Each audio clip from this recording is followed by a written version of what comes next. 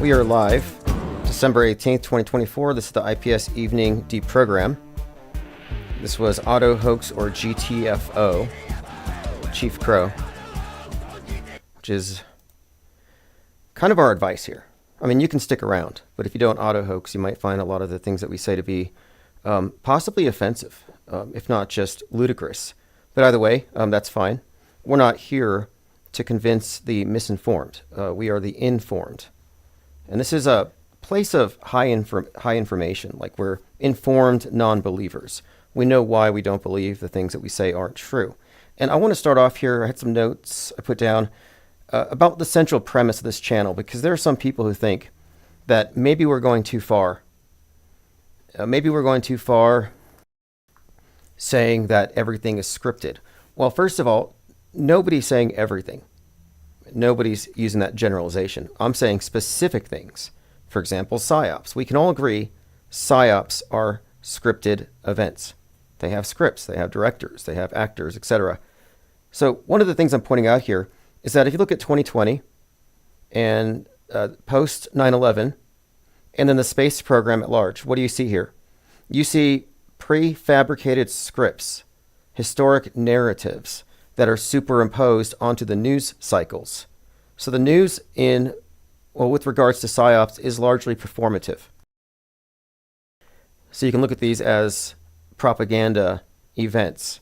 And so I think it's safe to say that with regard to these big transformative events that guide our collective shared worldview, and we do have one, we do have a shared fake history, or shared backdrop.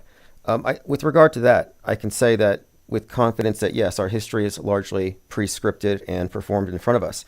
And if there is a flaw in that theory, please let me know. But it's the best explanation that we have so far for the purpose of fake news, which is the creation of fake history as authored and written by the powers that be, the dominant influencers, whoever controls the governments of the world has appropriated news and entertainment for one particular purpose. Go to ips.monster if you want links to all of the audio streams. You can go to ips.monster, and then, of course, if you want to listen on video, go to infiniteplane.live. So we're joined by P. Trippa, Benton, Diana South, Stuart McKenzie, Josh Libsuck, Frugal Snowbird, Ted Stryker, Ears Up, HLG, Diana South, Dwayne Aubith, and 144K says good night from Miami. Awesome. Thanks for joining. Lots of things to talk about tonight, kind of building off of what we talked about yesterday. And, flat earthers are being mocked quite a bit, as they always have been. But as of late, because of the 24-hour sun thing, in fact, Futurism put out an article today, flat earthers befuddled as they visit Antarctica and Earth appears to be round. But I want to point out that they're not the ones responsible for the drone hysteria, which has been debunked. But when I say it's been debunked, it hasn't caught up to everybody. So here's Russell Brand. Russell Brand, my jaw's on the floor. We're looking at a shimmering orb in the sky, and nobody has a clue as to what it is. ABC News 7. Like, this is something he posted last night. This was on the news a week ago. And it was ABC 7 mistaking Venus for some kind of a magical orb in the sky. And as you'll see, I have videos of people who have also recorded Venus, and one of them, convinced it was an orb, started talking to it. And it said something to her about Jesus. And I'm pretty sure she was talking to herself in a different voice. But let me go ahead and play this really quick, just so you know. But this has Russell Brand awestruck. So is he a fool, or is he catering to fools? That's my question. Is Russell Brand a fool? Or is he target marketing foolish people? So let me play this clip. This is woman zooms in on orb and speaks to it, and the orb responds with, quote, Jesus loves me. Where am I? In between those two trees.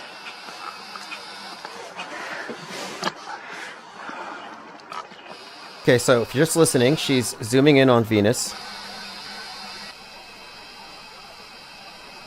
Now it's out of focus, and so it looks like an out of focus star. And now here she's starting to talk to it. Can you talk to me? Can you hear me?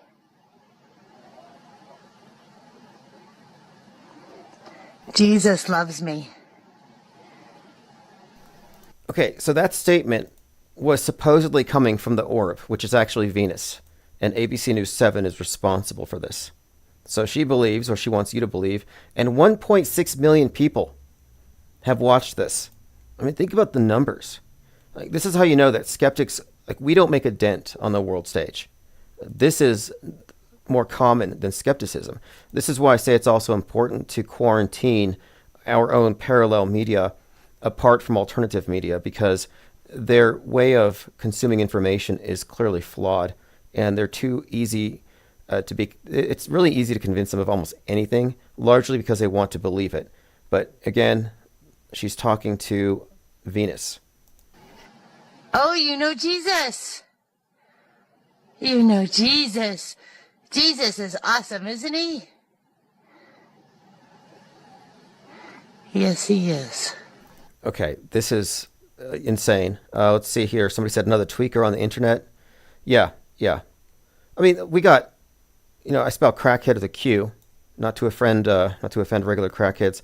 And the Q people are pretty bad. And this is pretty much in line with the Q level of gullibility. It's pretty sad. There's a lot of overlap. But what do they really want? You see, what are they being targeted with? Why would someone like Russell Brand promote this stuff? What are they trying to do with this? And I think there's an agenda to it. So again, that was woman, zooms in on orb, speaks to it. It's like aliens have been deemed the new angel. It's like a lot of people have lost belief in their traditional religions, but they're happy to believe in this new version. Okay, let's see here. Lots of things to go through. MTG threatens to shoot down mystery drones herself. So not only do you have crazies on the right who were previously threatening meteorologists for supposedly creating hurricanes, now they're threatening to shoot drones. And this isn't just one example. This is from NJ.com. Military pilot injured during rash of laser pointings at planes in the New Jersey sky. So about a month ago, I saw this video that was mega viral of a guy with a laser pointer pointing it at UFOs in the sky, and they would blink at him. Well, it turns out those were gnats in front of his camera, and they were lit by the light on his camera, which made them appear to be like the stars, basically lights in the sky instead of gnats up close. And then when he shined the laser pointer on them, they did reflect that. They became brighter, which gave the appearance of interacting with UFOs. So since then, a lot of people have been pointing laser pens at airplanes because they think airplanes are drones. Well, at least people in New Jersey. Lean Dion says, why is she talking to it like a baby? Yeah, I thought that was weird. That was kind of weird. This is where it's at, says Blair Witch type videos are becoming in vogue. Good, looking forward to it. So I got a comment from Gollum Speaks. It says, hey, is 100% fake, talking about the final experiment. One of Nemo's and Friends' videos caught them with stage lighting based on seriously divergent shadows. And if you look at some of the wide-angle views, you can see a demarcation between the foreground and background, like on the old film studio background paintings. Clearly a green screen. It will be interesting to see the final exposure because Weiss is defending his pals, Jaren and Whitsitt. It's a laughably bad production. Cheers. A lot of people are questioning whether or not the Antarctic final experiment was real. And I've been asking the question in terms of, is it fakeable? I mean, you can fake a rover on Mars. You can fake a moon landing. Can you fake a base at the South Pole? Well, as far as you can fake anything if you can fake it in the movies, even more so true today than ever. And if you look at The Mandalorian and how they filmed that, the LED screens, some of these things are well within the realm of possibility. Did they fake this? Again, a lot of people are asking. Others are just trying to account for how to explain it away. Most people saying you can't discern the shape of the ground from what's in the sky. I hear a lot of explanations, people attempting to create models with multiple suns.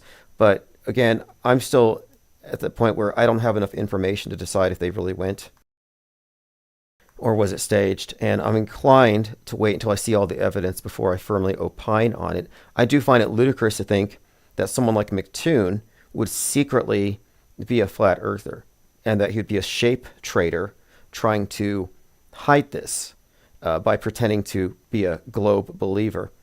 But then there's always the possibility that this is something entirely different. So we'll see. But if any part of it is staged, it's all staged. I think we can safely state this, that if any part of it's staged, it's all likely some part of an elaborate hoax. I mean, think about it. Who would be behind it if it was staged? The same people who staged the moon landing. So there we go. All right, let's continue. We are talking about a number of things today. I have a list here on the IPR points of interest. A military pilot injured from laser pointer. Stuck in fake space. So those 2 astronauts are still stuck in space. 2 Boeing Starliner astronauts aboard the International Space Station already knew they'd be spending Christmas in space. Now, as Mark Strassman reports, NASA says their homecoming is delayed once again. Not until late March. Not until late March. So a couple of things about this. One, here's the guy Butch, and look how smooth his forehead is. And, he's really happy. His eyes are kind of wide. And then later when he's talking on the camera live to the audience, his hair's sticking up and his eyes are squinty shut and he's got a pulsating vein on his forehead. I don't know why. It's almost like he's hanging upside down and gravity's doing a number on it. But regardless, they're stuck in space. And a lot of this ties into Boeing and the Boeing predictive programming leading up to this disastrous mission, which is ongoing. And they're stuck in space waiting for Elon Musk to save them. So just keeping up with this story. A couple other elements to it. It was the Calypso capsule, which ties into Odysseus in the Odyssey. He's stranded and imprisoned by Calypso, the nymph. So I'm thinking, okay, Space Odyssey, Odysseus, Calypso. Maybe there's some underlying story here where next we might expect them to have some kind of a run-in with this Poseidon. It's very foreboding if that's the template for this particular story. Lane Dion says, some of the background looks like the moonscape footage. Just looks like a drop-off. Yeah, exactly. Like rear screen projection.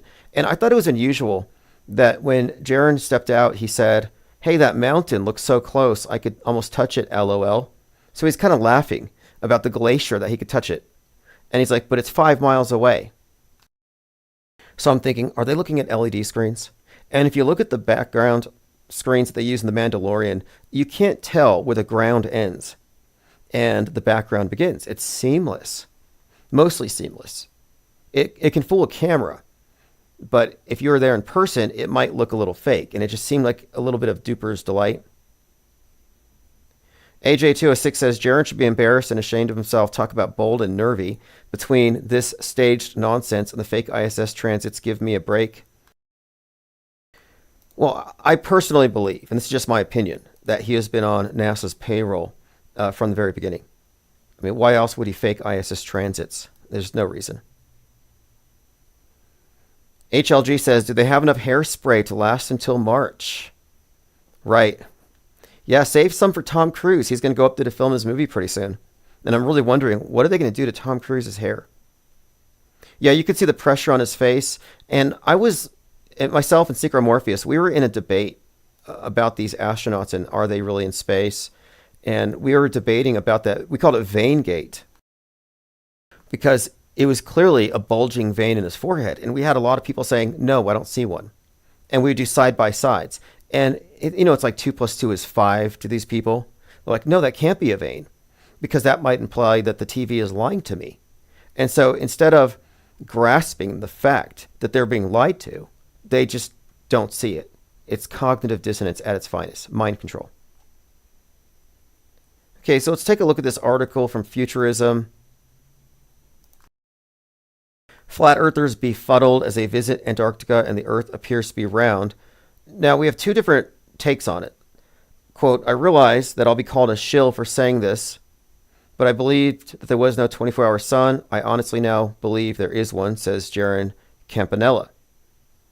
But it goes on to say, one of the voyagers was less convinced. Quote, I've seen a physical demonstration that could show this working, but I do think the data we're going to have from this trip will be helpful to clarify what's actually happening, said Austin Whitsitt. So kind of ambiguous. Austin Whitsitt gets it.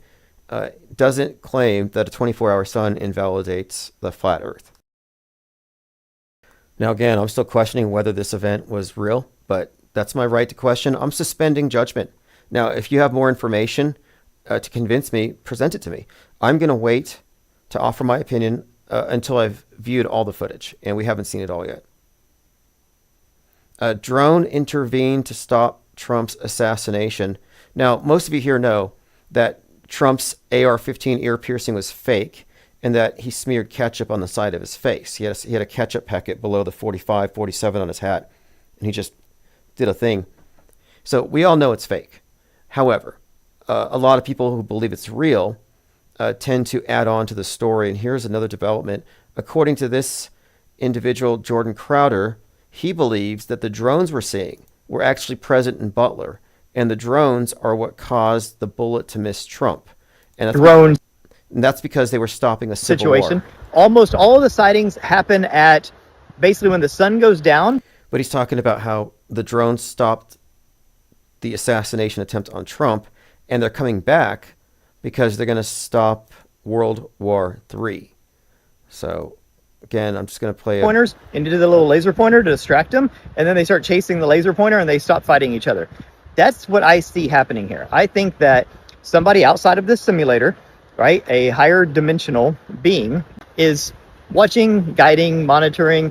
It's a free will simulator, so we can kind of do whatever we want in here to a certain extent. So kind of like if you had a couple cats fight. It's all. Anyway, we're in a simulation and the drones are here to save us. Good to know.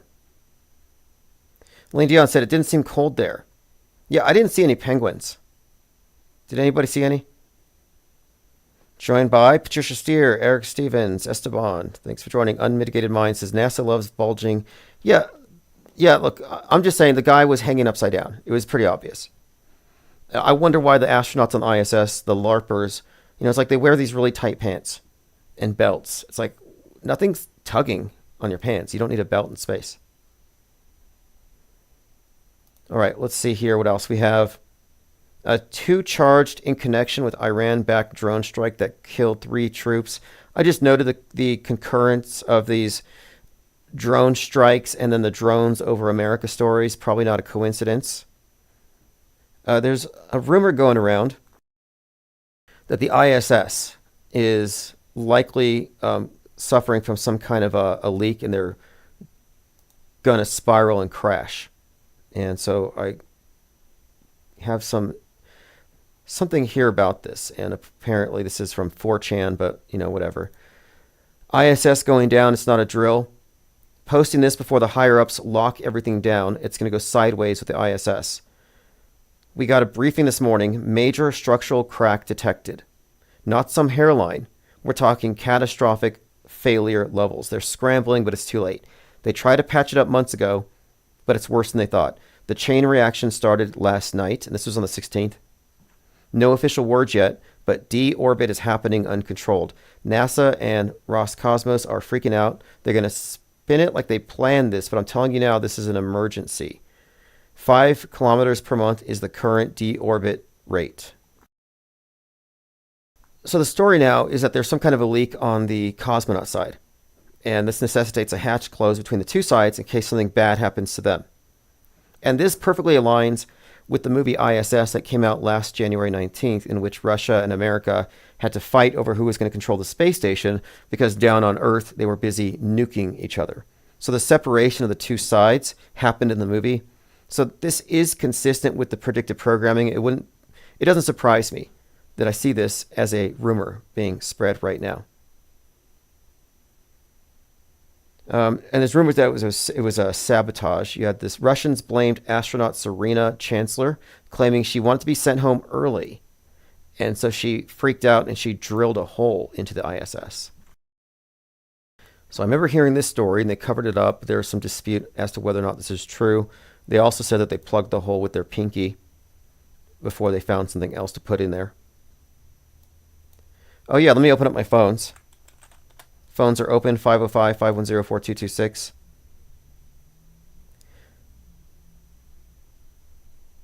Salty Siren says, it won't matter what anyone truly thinks. The premise is already set beforehand. If there's a 24-hour sun, the Earth is a globe, more of this or that, signed, sealed, delivered, psyop.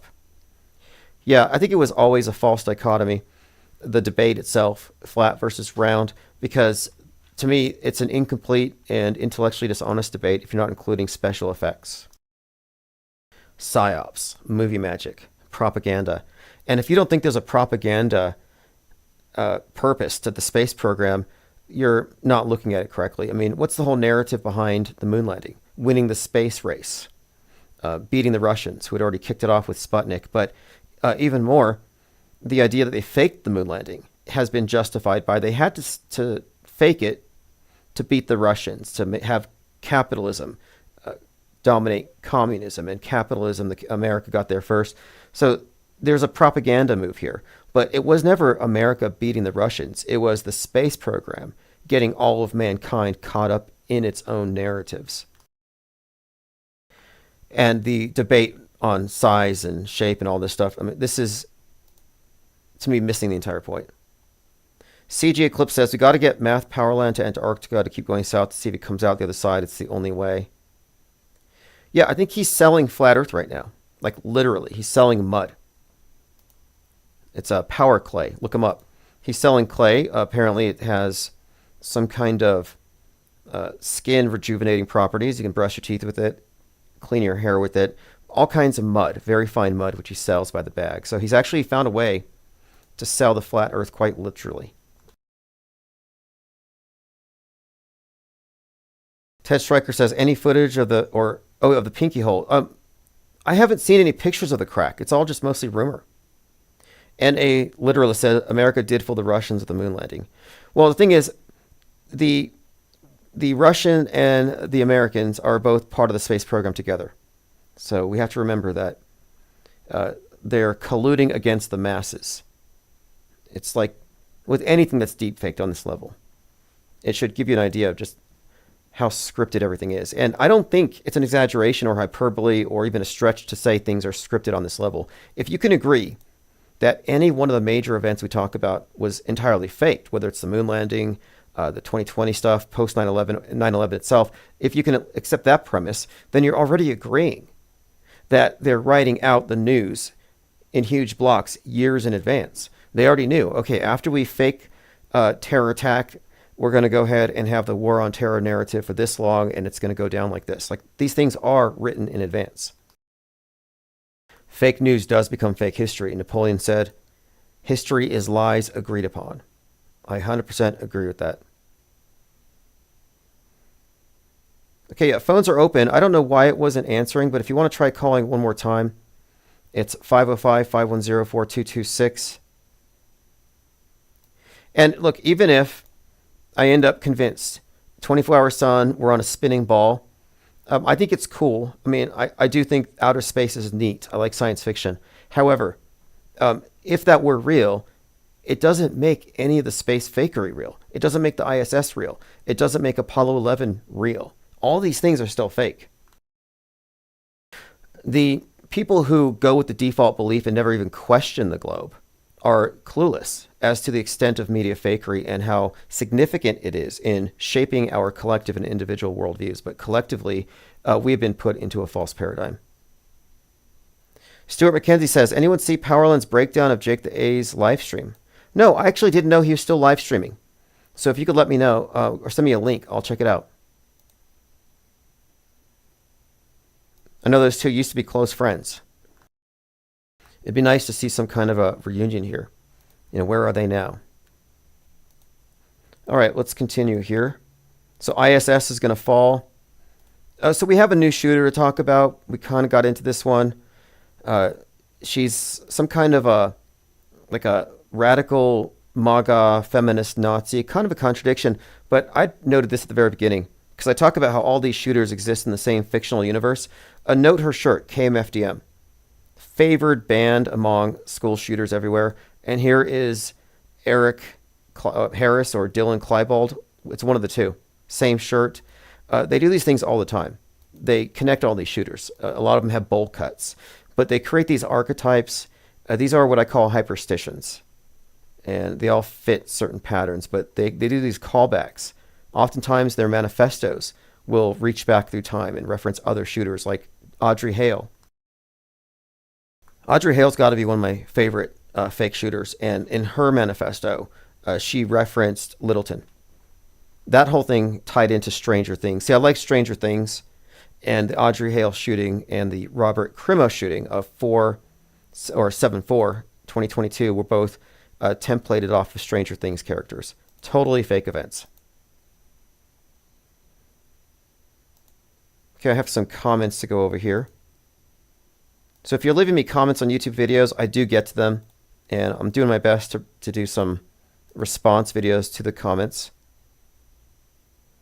Skeptic9368 says, we have been prepped for a fake alien invasion for 75 years. It's another staged event. The mainstream will properly traumatize the sheep. 75 years. I mean, think War of the Worlds. And how the people with the drone thing, this drone situation is still being talked about. Fox News, they're all hyping it up.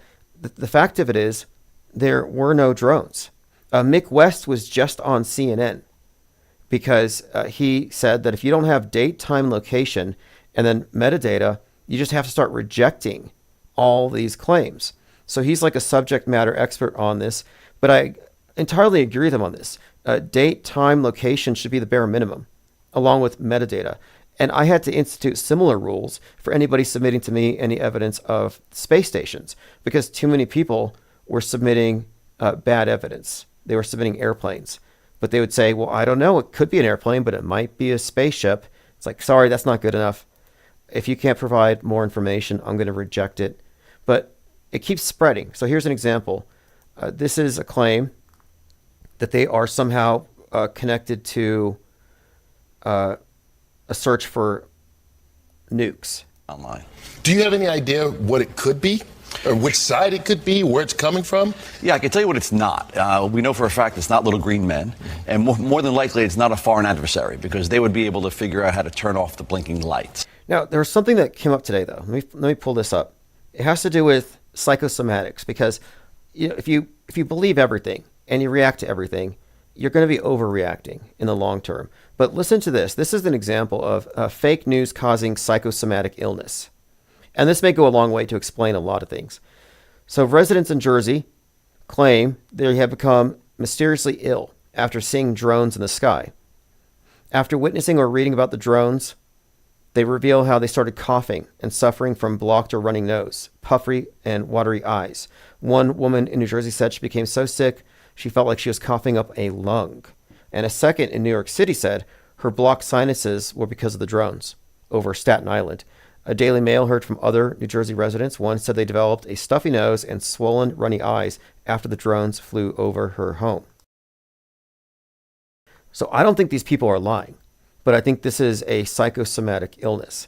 And I think that this is likely possible with a lot of things that people just believe. It's just the power of belief. So that's why I say this is mind war inoculation when you adopt the disbelief by default. But I do think it not only frees up bandwidth, less things to care about. I mean, there's only so much time. You only have so many F's to give. But on top of that, think about the negative, the deleterious effects on your mental health. If you just accept everything as true with all these sensationalists running around. So here's Trump saying that there is something going on with the drones. Flying around New Jersey ports. It seems like the American people have a big disconnect. The government knows what is happening. Look, our military knows where they took off from. If it's a garage, they can go right into that garage. They know where it came from and where it went. And for some reason, they don't want to comment. And I think they'd be better off saying what it is. Our military knows and our president knows. And for some reason, they want to keep people in suspense. I can't imagine it's the enemy, because if it was the enemy, they'd blast it out. Even if they were late, they'd blast it.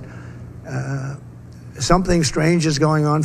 Now, this has to be an engineered psyop. It's a mass panic, no evidence. Everything has been debunked, but people are still choosing to believe it. But on top of it, you have that Palantir ad for drones during the Navy game where Trump and J.D. Vance were in attendance with Daniel Penny.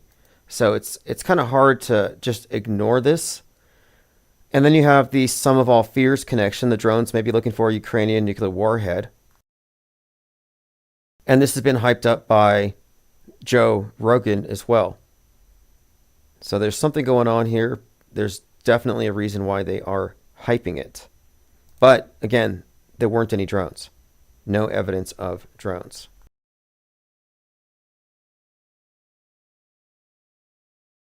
All right, moving on.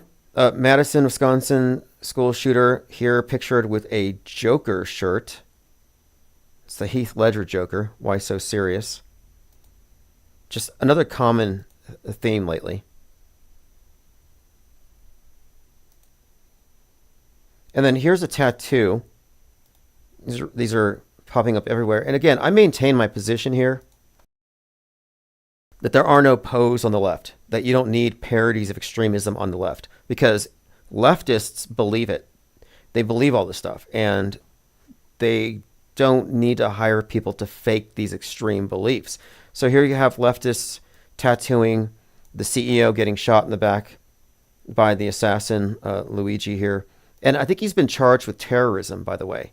And I notice a lot of lefties have a problem with this. They don't think it should be terrorism. They don't think CEOs deserve any kind of extra protection, or that this has, and it is terrorism. He's got a manifesto. It's a broader message. But this is, again, I just an indicator that you don't need people on the left to be paid to fake extreme things. This is just a normal person. And there's a lot of people doing this. This Luigi worship. Victims or actors. I'm glad to see auto-hoaxology, whatever people call it, this level of skepticism. I'm glad to see it spreading and more blogs coming out. So I call it the false flag fallacy. And this is Francis's Substack, Francis O'Neill. He called this one in this article, Victims or Actors, the Farce Flag. And what he does here is he breaks down the reason why the term false flag is a misnomer and why we shouldn't use it. And he describes here, one of the great achievements of 9/11 Truth was to raise awareness and understanding of the term false flag. Yet the notion of a completely faked event is outside of public consciousness, and we do not have a phrase for it in our lexicon. This is something that we talk about here. False flag was the go-to phrase, and I said we need to stop using that phrase because it associates what we're talking about with something that's real.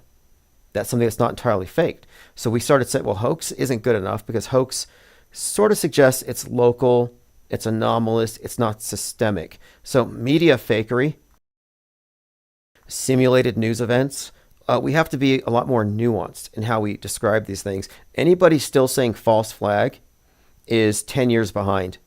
That they don't understand what's going on. They lack situational awareness. And if you can find me one single event that qualifies as a false flag, correct me, please. But nobody can because it hasn't been done. So I put this link on my minds.com, the farce flag, victims or actors. They're all actors. And this also goes for the shooters. There are no patsies, only actors. Luigi Mangione, that's a live action role player. I mean, that's what we're looking at here. That's how big the scope of this is. I was listening to one of John LeBon's new podcasts. It's really good. The clips, and I'll have a link to it here for you. I'm featured in some of these clips. And he had brought up this proposition that could it be the case that a lot of us who are calling things fake and rigged are really just being, I guess, demoralized so that we don't vote. And maybe voting really matters. And I have an answer to that. I would say voting doesn't matter because who are you voting for but crisis actors and scripted characters? And even if they're not entirely scripted, maybe there's some level of autonomy, I doubt it, but they participate in every fake event and they treat every previous fake event as real. So they don't deviate from the script. And my contention here again is that there is a prefabricated historical narrative that is superimposed over real life through news where certain events are performed. That's the nature of propaganda. It's to bend your worldview, the news benders. It exists. And we live against the backdrop of fake news, or rather a fake history. If you've been paying attention for 10 years, you have a record in your mind of 10 years of fakery that doesn't go into the history books. So what does that tell you? That you're not part of the class that writes the history. You don't have any input. And the fact that you point out fakery, eventually you're just going to get swept into the dustbin. And one of my contentions here is that this may be a benevolent dictatorship. It may be the case that Psy-war, that mind war, is actually merciful compared to the real thing, and that maybe they found a way to mitigate our worst impulses and get things out of us, get us to, I guess, not destroy ourselves. I don't know. I mean, it could be. It's being optimistic, like the movie The Village. It's utopian, this utopian idea. The idea that this group is now separated from the world outside with all its problems, but in order to maintain the cohesion of the group, they have to be brainwashed sufficiently. And it seems like the brainwashing process is complete and total. And is it a bad thing? I don't know. There are times where I question, whether or not it's intrinsically bad. All right, let's move on. Just going through my notes here. Stranded NASA astronauts get more bad news. This was posted by Violet. Everyone's living in some sort of controlled simulation. It's like 28 years later zombies. I can only take so much. Yeah, well, it's certainly true that the masses are misinformed. In fact, this thing came out today. I saw this. This is really an interesting term. It's called information disorder syndrome. So information disorder syndrome is their way that they're sort of pathologizing free thinking. So if you don't need any kind of filtering, if you can assess any information and then decide what's real for yourself, if you talk about a lot of things that may or may not be true, but you speculate, you may be unwittingly spreading mind viruses to people who don't have any discernment. And those of us who talk about things freely are going to be diagnosable as having information disorder syndrome. So information disorder syndrome, and this is from the National Library of Medicine, says many of us may be unknowingly suffering from information disorder syndrome. It's more prevalent due to the digitized world where information flows to every individual's phone and computer in no time. IDS is the sharing or developing of false information with or without the intent of harming. And these are categorized as mis, dis, and malinformation. So there are 3 grades of it. So the mild form is if you share misinformation without the intent to harm. So a lot of the people retweeting stories of drones, they're not trying to hurt anybody. So their information disinformation syndrome is grade 1. Now those who are sharing false information knowingly to make money, but not to hurt people, but just, grifting, people doing it for political purposes, people like Stu Peters, that would be grade 2. And that would be, misinformation. That would be IDS grade 2. But grade 3, this is where people do it with the intention of causing harm. Anyway, this is a disorder, information disorder syndrome, and its management. Distorting facts, manipulating information, sharing information without understanding the consequences, vilifying others' beliefs, running behind propaganda and fake news. This is all some kind of a disorder. First researched and published about the different types of information disorders, and they've categorized 3 forms of it. And again, dis, mis, and malinformation. This is rather, well, I think it's expected. It's somewhat troubling, though. But the idea here is that they have correlated the spread of misinformation with spreading literal deadly disease. So mind viruses. It even says here, for instance, misinformation on COVID includes a long list such as, and it has this thing, I can't even say these things because they'll censor me. but it describes how that could be interpreted as actual malinformation because it could kill people. They may even say the drone sightings might constitute some kind of malinformation since people are shining lasers at airplanes. Ted Stryker says, Tim, if you could meet the powers that be or newsbenders, what would you ask them? That's a good question, but I would say that broadly we're all in the same box, the programmed. Nobody's unprogrammed, but you can deprogram. And you can't do that until you let go of the mainstream media premise. So truthers haven't even done that. The deprogrammed would only consist of media skeptics, and there aren't many of us. But the programmers are easily 95% programmed. There's no reason to think that the newsbenders are somehow enlightened about the big picture. I think it's highly compartmentalized by design for its own integrity. So I wouldn't expect anything. And I don't think you can reduce it to any group, any ethnic group. I don't think you can reduce it to any of these red herrings that people chase around. Another point about it, I suppose, is the people who are running the show didn't build it. And I actually think it's a continuation, a new iteration of religion itself. That mainstream media has supplanted religion. And that's why so much of it is a replacement for older myths, older superstitions. For example, aliens. Anybody willing to entertain the belief in aliens because they see drones likely doesn't believe in angels. Unless they're right-wing, where right-wingers, it's kind of weird. Lefties are more likely to believe in aliens and worship, and right-wingers will likely view aliens as a deception, Project Bluebeam, if not demons. So you have these two different takes, but the right-wingers still cling to traditional beliefs in angels. But the progressive utopians are all about the aliens. It's not a coincidence that their opinions are also true with regard to illegal aliens, where progressive utopians are all about open borders, and the traditional religious types who believe in angels and stuff are still attached to the idea of borders. And the xenophobia is inculcated into the right at a very deep level. So illegal aliens and extraterrestrials are similarly viewed by each side on the perfectly bifurcated political spectrum. Okay, let's continue. So what's the cure for information disorder syndrome? Good question. It's kind of a unsolvable problem because the default position is misinformed.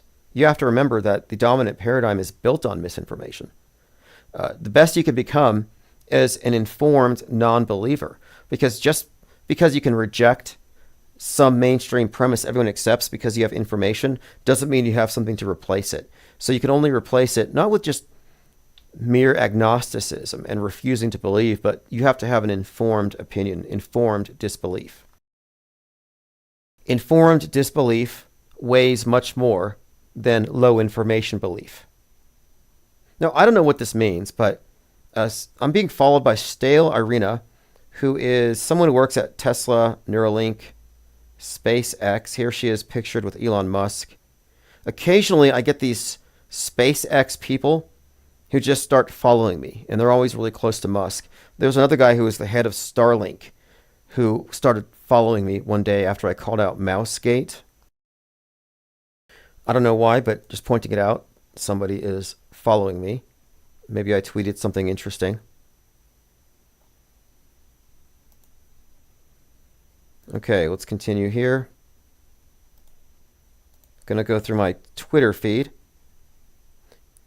So there are a lot of people who are questioning whether or not this 24-hour sun thing is real.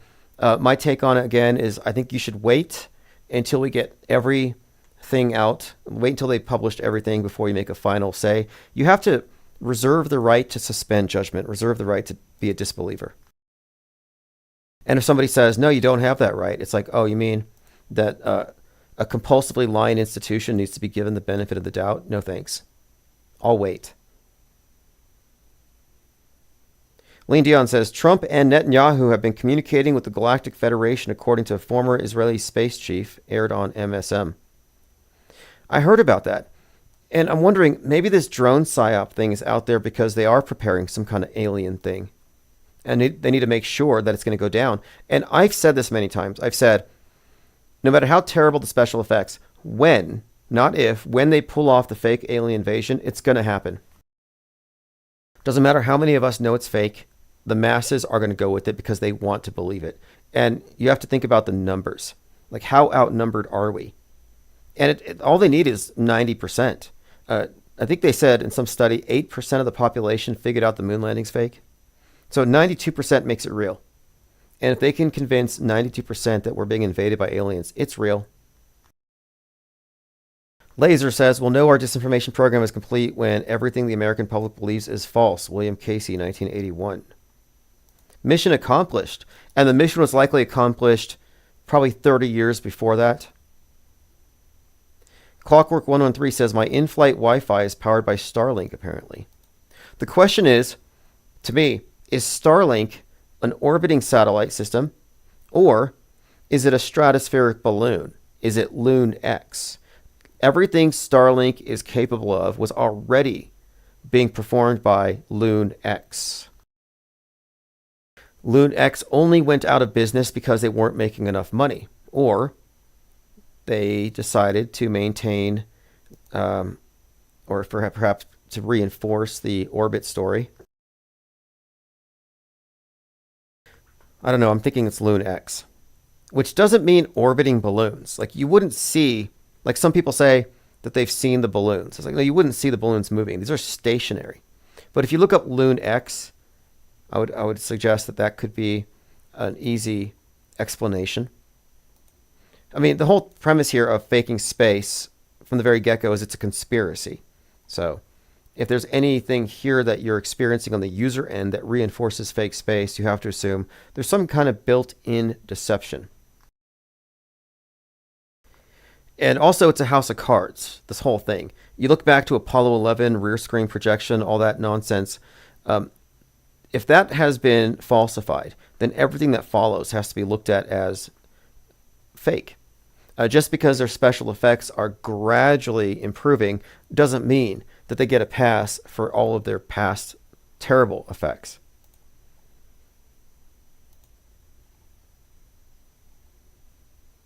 Okay, I'm going through some comments. Truth Seeker says, something about the way... Oh, this is talking about the 24/7 thing. Edit, I can't trust anything I don't see with my own eyes.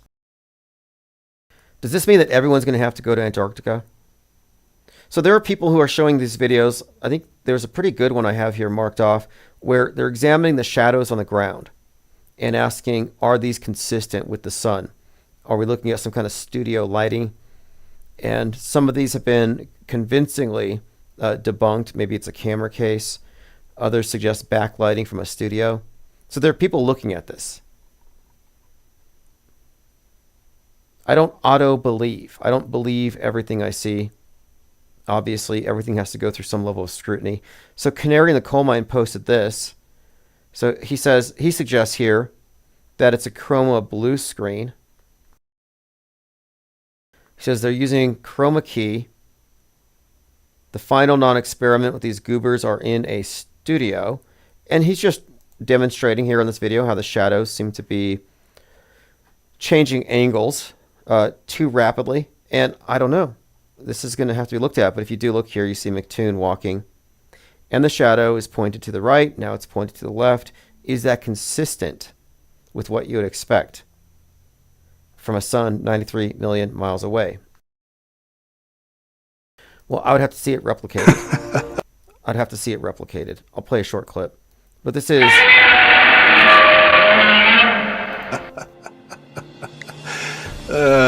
Get dominated, glyphs. Anyway, I don't know. I'm not too sure. But either way, it's healthy skepticism, in my opinion. Appreciate that, Rogue. Another shop sale.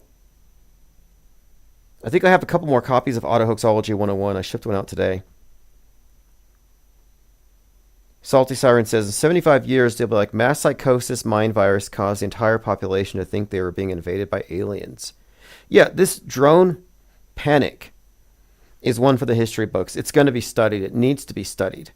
And you have these big social media influencers like let me pull that one up again.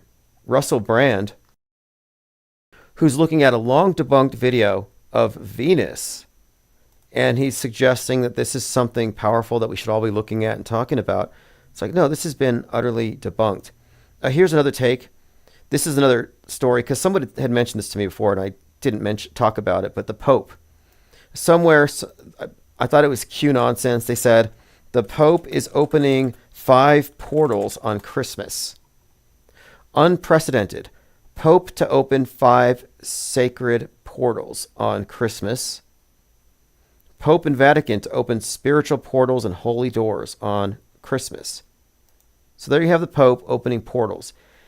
Now, this person claims that the orbs that are angels, and again, we know here the orbs are Venus, the orbs that are angels are here in order to, as she says, do battle with what the Pope is about to release. So basically, she says, they lost the election and they lost control. So the Pope has to open Lucifer's tomb, and things are going to come out, and the orbs are the angels who are going to fight back against those things that the Pope is releasing from the portals on Christmas. They're angels. They are literally what biblical angels would look like.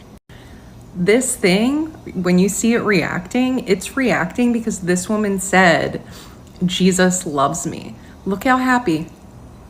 The angel starts like dancing. She said, God is good, Jesus loves me, and look at how it reacts.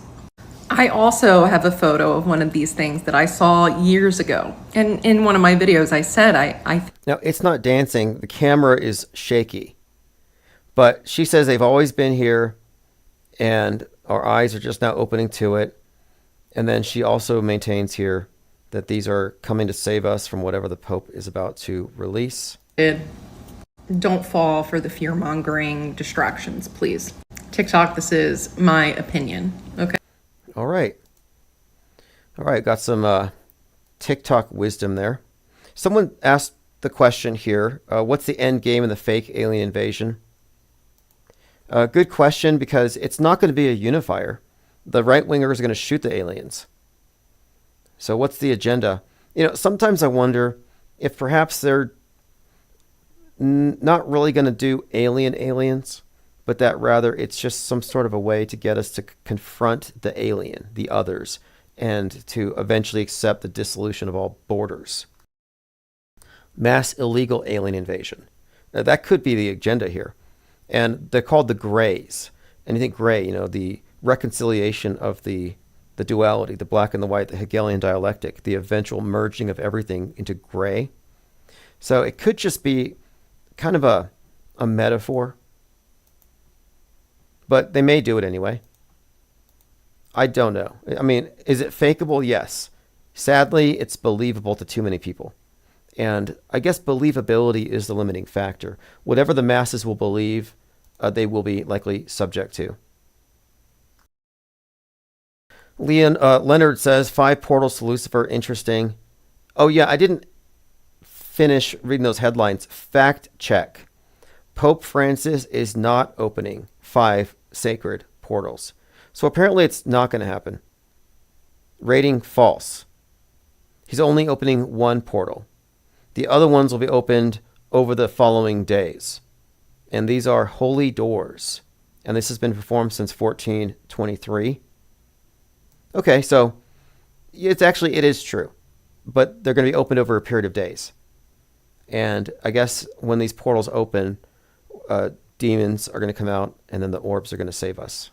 So don't fall for the negativity here. The orbs are on their way. Infinite Plane Radio. Hey, what's up, caller? Hey, Tim, this is Pete Trippa. How are you? Very good. Are you concerned about the portals being opened by the Pope? No, but I am highly interested in anything going on over there in Rome. Yeah, a lot of the words they use. Actually, are the 5 portals, is that within, is at the Vatican, just because there's very special doors that they open for Jubilee. I actually went to the United States Jubilee back in the day when I was more involved with the Catholic Church. But yes, that's what it is. Not so much anymore. But that is what it is. Holy Doors, Holy Doors Jubilee. That is what he's doing. That's right. And he's opening 5, one on Christmas, and then I've seen them too. Okay. So it is a thing. They're actually giant doors. So by the way, that's another level of fringe. Is there's mud flood versus giants. Back in the day kind of thing. I love all the other fringe topics, and the design of the Vatican. Just the story of the way the building was designed, giving it like a second, third read through, especially after being, introduced to, let's say, flat Earth, theory. It's kind of interesting how they're celebrating. I've called in frequently about, let's say, like anniversaries and timing. And how there's, to me, in some ways it's arbitrary, but they do define, these anniversaries as special. So I think, it's, obviously it's part of a ritual, but being, the start of 2025, I think is, it's kind of interesting. There's a lot of things to consider for 2025. I think. I didn't really call in on time, but you were talking about drones, and I think I can wrap it up and tie it up in a bow, and relate this to the drones, if I may, or is that? Yeah, please. No, we're talking offline. We're still talking about drones. Drones is a huge story. Fox is promoting it. Trump's promoting it. So yeah. Okay, I tend to believe that this is actually bigger than a lot of people. Are letting on. It's a fun meme. There's great videos. I see a lot of AI, like forger, kind of AI fake video kind of stuff that looks so believable, and I'm just like, oh my gosh. There's like some old people or super young people that are just falling for that.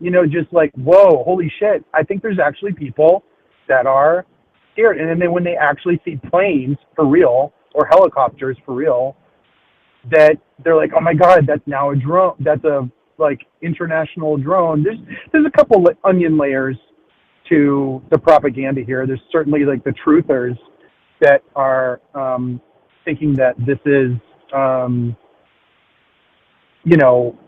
guess, another country is invading us or something. Well, did you that old chestnut? Did you hear what I was remarking on earlier? How the Daily Mail was reporting that many people are saying that the drones are causing them respiratory distress, sickness, puffy eyes. I love it. Oh my gosh! See, that's the best part about taking, let's say, the white tail, right? There's a certain area of fringe which I think here at IPS we practice it the most, which is nothing is real. Everything is fake.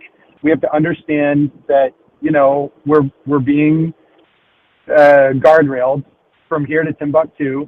And to understand that, it just frees you up with so much stress. It's like amazing. I've actually had a couple conversations about it the last few weekends where, we don't have to worry about so much. And I think, just making life decisions in general, where you move, how you invest your money, where you work, it kind of, you don't have to worry about where you do certain things just because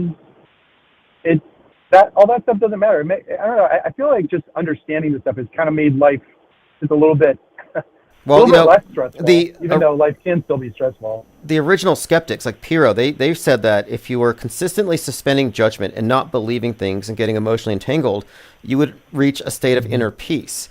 And it even goes on to say that this is the optimal state to be in, even if you're entering into battle. In other words, it's never better to be freaking out about something you cannot control. It's always better to have that peace of mind and quiescence. And I stand by that. Which is where, sorry, I didn't mean to interrupt you. No, I'm saying that's where I kind of stand with this whole thing with the news. It's like there's too much toxicity to absorb it all. And where this is where I want to wrap it right back up to how important the drone memes or drone news is with respect to 2020, actually. I've called in before about ring theory and the ancient storytelling technique, which George Lucas employed for his Star Wars movies. And anyone here can look it up right now. Just Google or internet search ring theory versus George Lucas. It should be one of the first two things that pop up.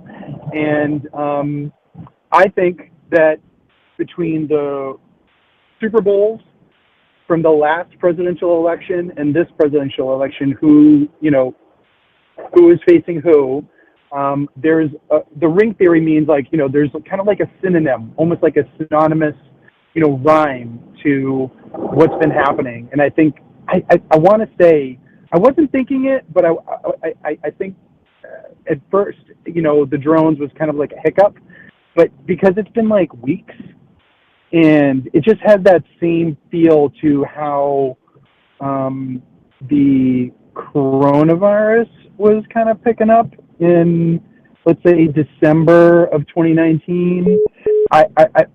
Again, most of the stuff that we talk about is super skeptical, but I don't know. I don't know if anyone here. I'm not looking at the chat. Okay, sort of I haven't been in the Gilded or Discord, but it gives that same vibe, and I think we have to treat it with a little bit more seriousness than just the light viewpoint of, oh yeah, this is propaganda. I think this is actually organized propaganda leading us to.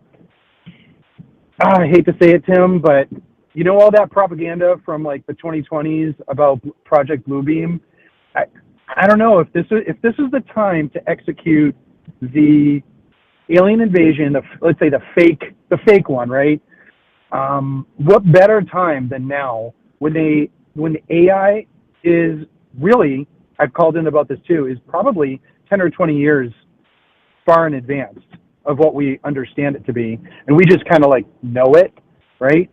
I can tell if something's AI, but what if what's being employed on us by the elites or whoever are using this vastly superior artificial intelligence that can create way better, fake people faces, fake, because some of the videos are really convincing. I have to say, it's laughable. I'm like, all right, this is something that's taken from a couple years ago, and I think people are just taking video footage and they're putting a lot on there for clicks, and whoever's the elites, they're like, okay, this is working. It's tsunamied into something bigger. Maybe we can monopolize this to do something. And I don't know, Tim. I don't know what people have been talking about. I kind of get what you're saying. In our threads. In other words, we've reached the deep fake singularity. We reached this point of no return where everything is fakeable and everything is believable, and the limiting factor is credulity, and nobody has any kind of discernment. So I think we've reached a point where if they're going to bend our reality at a sharp angle, major plot twist for all mankind, it could happen right now, and the drone thing could be part of the hysteric buildup. You could be right about this. Think about this. Think about the dates. I'm trying not to treat this as if it were softball. I think this is it's December. This is how they kind of begin setting up something for the next year. It's almost like they're setting it up for the teaser trailer for the big Netflix reveal in 2025, you have to set up the next 4 years for for the presidential stuff. They're setting up the next 5 years because I think there's some fringe stuff relating to 2030, And for me personally, I do believe that, I hope it's not this far along, but I think 2033 is when there's going to be really some, 33 being like the Masonic number of whatever. I don't know. You tell me, Tim. I don't know. Does any of that kind of ring true, or what do you think? Well, you do have me thinking about how this has been kind of a buildup, and it must lead to a crescendo, this drone thing. And even though it's been roundly debunked, you now have it being promoted by Fox and by Trump with this other line. Exactly. And they're saying, yes. oh, the Democrats are hiding it. They're downplaying it. So now they're actually vindicating all the false sightings. So this is definitely stirring the pot. And then you have the Navy game where Trump was there. There's no way that commercial by Palantir was an accident. Yes, and think about it in other ways too. And I want other listeners to call in too, and I want to hear other people, because I know some people just listen to the show, and then some people just are on the Discord, and some people are just on the Gilded, and then there's people that are all over the place and just, all on the show and everywhere. If you remember earlier this year, there's the boat crash right into the Maryland Bridge, and that was considered fake, and a lot of truthers were recognizing the fake propaganda around that. I clued in on it, and I was like, whoa, there's a ton of people that are like calling this fake, and that shocked me a little bit, because normally it's like the news kind of wins out, but like no, for whatever reason the president came out. Maybe I'm mixing up stories, but I vaguely remember there's a lot, and Trump's assassination, there's a lot of fake stuff. They're really taking like Biden as let's call him like a puppet, and saying, bring him out in front of the camera and saying, no, it's not fake.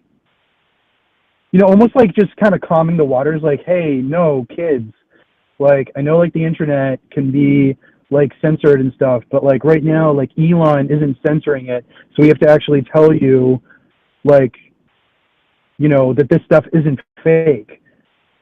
When really we know a lot of the news is fake. Like it's just so beyond me that I'm seeing how they're shaping it, and maybe I'm losing my mind just a little bit. But, well, I think you're right. There is something here where you start to see they're having to acknowledge that a lot of people are calling things fake. The only problem with that is that those calling the stuff fake are still trapped within their alt media box, and so they can't put it in the right context for that fact to make any sense. They've been nullified as eyewitnesses. Right. They're no longer objective. That's why I say that we have to separate from Trutherville, because they're not objective witnesses. They might accurately say, that Trump assassination attempt was fake, but 90% of what they believe otherwise is within the controlled opposition paradigm. So it's like, sorry, it doesn't matter. You're in the sea of irrelevance. And the Luigi, assassin, by the way, that's leading into all of this too. He's a really good actor, by the way. There's some like a story arc for all of 2024 where there are remember we did a lot of analysis in June, really heavily on Trump's attempted assassinations, plural, and how a lot of like the Netflix movies had a lot of like titles and story arcs that were relating to like assassins and stuff like that. Yeah, or shooters and stuff. I don't know if that's part of it, Well, let me bring this up. They're really setting the table for 2025. Okay, really interesting. They have consistently overlapped the Batman fictional universe with all of the psyops around Trump's assassination attempts, where the Thomas Crooks from Butler, Pennsylvania, was correlated with the Riddler in multiple ways. The second guy, Ryan Routh, was associated with the Joker. So the Joker, Riddler, you've had these repeated characters associated with these shooting attempts. So it turns out that this Luigi character who shoots a CEO, several interesting Trump correlations, but anyway, he shoots a CEO. He was compared to Dave Franco, who's trending because of it. Dave Franco portrayed the Riddler in this children's series, this cartoon. So there is this consistent overlapping with these different shooters, and it's putting them all into the position of righteous class warriors from the working class going after the power elite. And I think that this narrative is so powerful that when people saw this Luigi story, they immediately fell for it. And that's why they're tattooing the guy on their bodies, because they bought the story that this is the Joker, that this was an act of war against a corrupt elite. And even the Netflix show, The Madness, had a shooter taking out the CEO, and he also had a 3D printed gun, just like Luigi. So multiple overlaps. This is just a great example of how they use the entertainment to condition us to react in predictable ways to the future fake news events.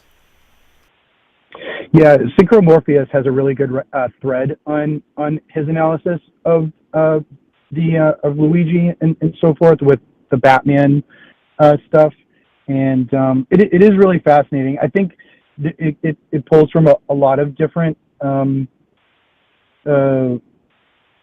pre-programmed movies and shows.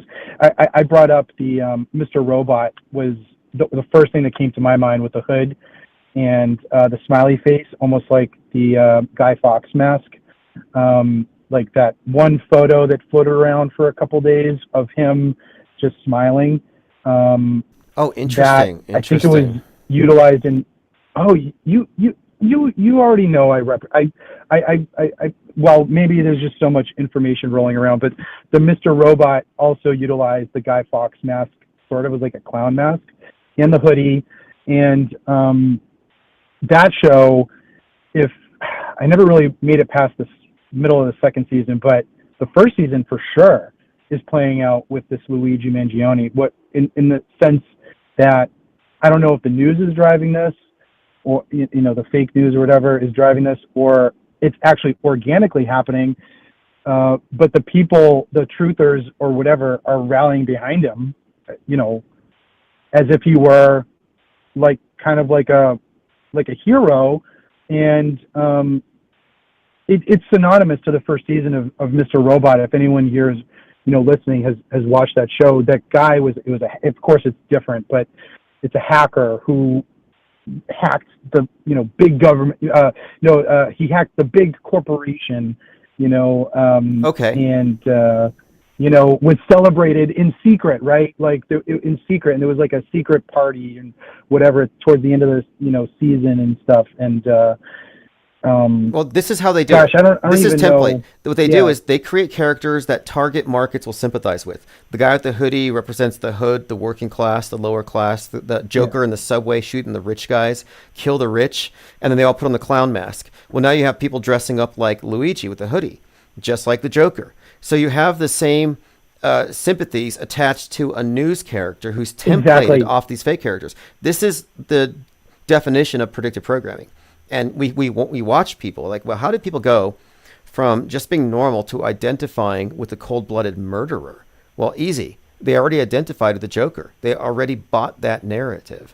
And it's partisan, it's target marketed, and the same people who are hit with the news story narratives are predictably, preconditioned to accept that narrative because they saw it in the movies and they love that character. That you're absolutely right, and I disagree with you on a couple of other things outside of this conversation with you on, but this stuff, the pre-program, this if we just reference Mr. Robot, right, and the Joker or whatever, the Joker I think came out in 2020, or 2019, but Mr. Robot for sure, that was definitely either 2016 or 2014. I'd be convinced if you told me it was 2012. I'd believe you, but I think it was that 10 years ago. And let me add this too: Joker was based on Travis Bickle from Taxi Driver, which inspired a presidential assassination. So you have an assassin attached to the Joker character already. So that's another basis for it. And the Hollywood Reporter compared Luigi to Travis Bickle from the Taxi Driver. So I'm finding that the media is actually reinforcing these archetypes that feed into these characters. So we're arriving at the same conclusions consistently. Yeah, kind of like Rebels, and that, I think that's why people are taking to it. It's the organic way the propaganda is pushing people to think. It's fascinating, Tim. I'm good. I don't have much more to say, but I do want to, it is just fascinating how organized it is. Well, one more. I appreciate it. Let me get your comment on one thing. I appreciate it. I like to hear what you think about this then, because when Luigi goes to jail, his supporters are like, okay, this is a righteous vigilante who is justified in doing this, and he's going to jail because our system is corrupt. At the same time, Daniel Penny is released. And the side that were in support of Luigi see Daniel Penny as a murderer who's granted release. So you have this double standard from the leftist perspective, and then Daniel Penny's hanging out with Trump and J.D. Vance. So you have this guy elevated and this guy demonized, but each one represents a vigilante acceptable to one of the political sides. Okay, you got me in the weeds again, because the details of this Luigi story remind me also of 2020. By the way, I'm referring to ring theory again. This Luigi story is reminiscent to me of the George Floyd stuff, meaning, and I'll tell you why. What clued me in, this is the tell, is the camera angles. Now, I don't know everything, but I do know that there was I think there was one camera or something. Correct me if I'm wrong. You're probably way more into this than I am. There was one camera angle. Yes, I know and the I angle. I think they learned from the George Floyd, let's call it an event or show or whatever, because there was 2 camera angles. There was no more than 2. And I know that for certain because we talked about it ad infinitum on this show, and both angles were incorrect. They didn't match up. Okay, come on. It was as if they filmed from 2 different places, and they were telling us that that's the same event, but it wasn't. And if you really looked at both angles, it almost looked like, and Lynn Artell is really good at this too, because it looked like it was 2 different police officers, the Chauvin, whatever his name was. By the way, this is 2 completely opposite. And this is where ring theory comes in again. It's as if it's flipped. You are now on the side of the bad guy, right? Well, sorry, George. I'm envisioning. Well, hold on. I guess it depends on your perspective, right? But from the eyes of George Floyd back in 2020, you were supposed to be on his side, and he was killed, right? But now you're on the side of the kid who did the killing, and he's. Do you know what? Okay, I see what you're saying. Yeah, because in 2020, it was the oppressor taking out the oppressed, and now it's the oppressed class hitting back at the oppressors. I don't mean to speak over you. Sorry. Go ahead. No, I'm just saying that they reversed the role of oppressor versus oppressed, and this time it was the oppressed hitting back.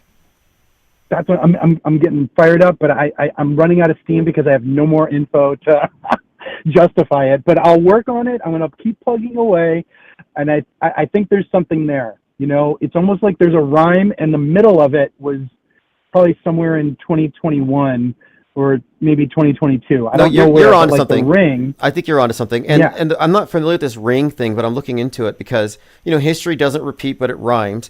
And if you look at Joker, it was the Joker fighting back against the oppressors, the rich, and the cops, and all his followers put on masks. Well, now you have a guy shooting a CEO, and all of these people who support him putting on the hoods. So, and then also the Luigi hats, which are green, like Joker hair. Oh my gosh. Joker hair. How many, think about Wakanda, or not Wakanda, but think about all the idolization of George Floyd and the big funeral for him and all that stuff in 2020. It was big. It was really big. They really drove this home, the message home that he was being oppressed, and all the riots and all that stuff. I mean, I think this is a big setup for 2025. And think about what's coming next. I know we do our normal analysis of, December 21st, and then, the Dog Star, and then January 1st. And then there's a couple other events in January. But then once you hit the inauguration, that's the end of January. There's going to be some. You think Trump's inauguration is going to go by like smoothly? Maybe that's the ring theory. It's like 2020 was going to be bad. 2024 it's going to be good. I don't know like how the inaugurations go. I don't know. I think you might be on. Look, the left has yeah. nothing to lose. And okay, here's the thing: the movie The Madness, the series The Madness, where the CEO gets shot. One of the other themes was after the shooting happens, there's this other character says, "This is the turning point. I'm ready to go." So it was like it was kicking off what would be more people doing the same type of action. That was one of the themes in The Madness. And so I don't think this story with Luigi's over yet. It's just like the shot heard around the world. And yeah, I think that also in the movie, they made the case that the CEO who was killed, which is obviously representing Musk, had not only financed right-wing Nazis on the internet, but also had invested in election interference. So the implication was that the election was stolen. And that was in The Madness. So, and it was Musk who would have been responsible for stealing it. So if you look at the role of Musk and Trump getting into office, you can kind of see here where The Madness may even be predicting maybe some kind of, I guess, response. Yeah, maybe some kind of January 6th type action. Wow. Yeah. That would be interesting. Okay. Yeah, I'm gonna have to think more about this. I think I've exhausted all information for today. I wanted to add some value to the conversation, and I hope I didn't digress too far down the rabbit hole. So thank you, Tim, and that's all. Thank you. Well, interesting call as always. Thank you for taking the time, and we'll see you in the comments. Thanks again, Pete Trippa. Exactly. Thank you. All right, excellent call. Someone was just trying to call in. Yeah, just call right back. Infinite Plane Radio. Hey, Tim, it's Leo Pirate. Hey, what's up, Leo Pirate? Yeah, so I just listened to Pete Trippa's call, and yeah, I agree with a lot of the points. But one thing I did want to bring up, I got a couple of things to talk about, is the timing of the final experiment. So I know a lot of people are looking, like, parsing the nitty-gritty details. Is it fake? How was it filmed? I'm confused about the timing. Like, it ran concurrently with the airplane drone psyop, where everyone thought drones were everywhere. And, with these fake stories, you can milk as many different narratives as possible, right? So there's it's an inside job with drones. There's other people who think it's from Iran, like they're just psyoping us and stuff. And then there's a sensible position that it's just airplanes, right? But this ran concurrently with the final experiment. And I think my view of the final experiment with these drone ops is that the idea that a current accepted cosmology that's solidified by all of them, by all those positions, right? No one's on it. The only people who are questioning whether or not the final experiment is real are people who have already made a decision on our current cosmology. Does that make sense? Yeah, it does. So in other words, if they're preemptively, like maybe they're trying to preemptively debunk any resistance to the alien invasion, so you got to shut up the flat earthers for once, because they're the only ones who are going to, as a demographic, uniformly call it fake. Everyone else wants to believe it's real. So it does seem interesting, the timing. Like, are they trying to open the Overton window a bit and shut down certain critics of the incoming PSYOP? Is that what you're kind of hinting at? Yes, and the way they do that is by introducing controversy or debate within the realm of the assumed position that our current cosmology is true. So everyone's bickering within the box that, yes, our current NASAtology is real, right? In fact, I don't even think they're even that worried about people questioning NASA, as long as you still believe in our current, Copernicus's model going forward. As long as you still accept the current cosmology, they could really care less. Yeah, great point. In fact, until the flat Earth topic blew up, it was almost standard to say, oh, NASA's lying because they're hiding their secret space program, because they found a moon base with aliens. And I used to follow these stories, like the black satellite, moon bases all these stories that come up that suggest that NASA's downplaying what they know. And it was never they're faking everything. So it's kind of interesting how, conspiracy theories that don't challenge the dominant paradigm are given free rein because they actually reinforce the propaganda. And it's funny that you brought up Bart Sibrel, the guy who made A Funny Thing Happen on the Way to the Moon. He's definitely a limited hangout operator because, like, doesn't he push this idea that, like, yeah, NASA faked the moon landing because there's something more, right? So, like, it's no matter what, they always have a thing. Something I did want to mention, this is just a side little tidbit. There's a great book by a Seventh-day Adventist Christian that was written in the 1800s called "Is the Bible from Heaven? Is the Earth a Globe?" And that man, that Christian, his name is Alex Gleason. So if you've ever seen the Gleason map, that's actually from a Seventh-day Adventist Christian from the 1800s in Buffalo, New York. Not many people know that. Some of the largest collection of flat earthers in upstate New York were Seventh-day Adventists in the 1800s. Not many people are aware of that. That's just a little tidbit I want to throw out there. Now, the thing with Luigi that Pete Trippa brought up, I've been looking so deeply, and I think you remember this, about the gamer. I know this will sound like weird, but I'm big on the subconscious associations with these news stories and psyops. And the gamer connection to the future fake assassination of Trump is something I've really been looking at. So in Megalopolis, the kid who shoots Catalina Caesar in the right eye, before he does, it's very clearly emphasized that he's Spanish, because Lawrence Fishburne's yelling at a guy who's speaking only in Spanish for their car to move. And this kid, he asks him, he shoots him in the eye. Later, when Shia LaBeouf goes to the neo-Nazi right-wing extremist character who organized the hit, he's angry at him. Behind, for a very short subliminal moment, you see behind the neo-Nazi guy with the black sun tattooed on his forehead are two children holding Nintendo Switches in hoodies. I posted that still in your chat before. Very odd, right? Now Luigi, Yes. what does his name make you think of? Luigi, right? Yeah, absolutely. That's the go-to. And his character had been, like, on his social media, he had this Pokemon character with this green, like, hat thing. And the green hood, like Robin Hood, there is this consistent color association with him that also comports with Luigi. And then there's the Luigi ghost gun, the 3D printed gun, the 3D printed guns in the madness. So there's some overlaps with this Luigi game character as well. Just another example of how the predictive programming is in the movies, it's in the games, it's in the books, it's in the music. Absolutely. And in that article I've written on my website, again, sorry to plug mindwar.page for everyone here, I have a really comprehensive breakdown about the character of Luigi Mangione, his archetype to the Riddler, and his connections to Luigi. But one of the most successful animated films of all time is the Super Mario Brothers movie from 2023.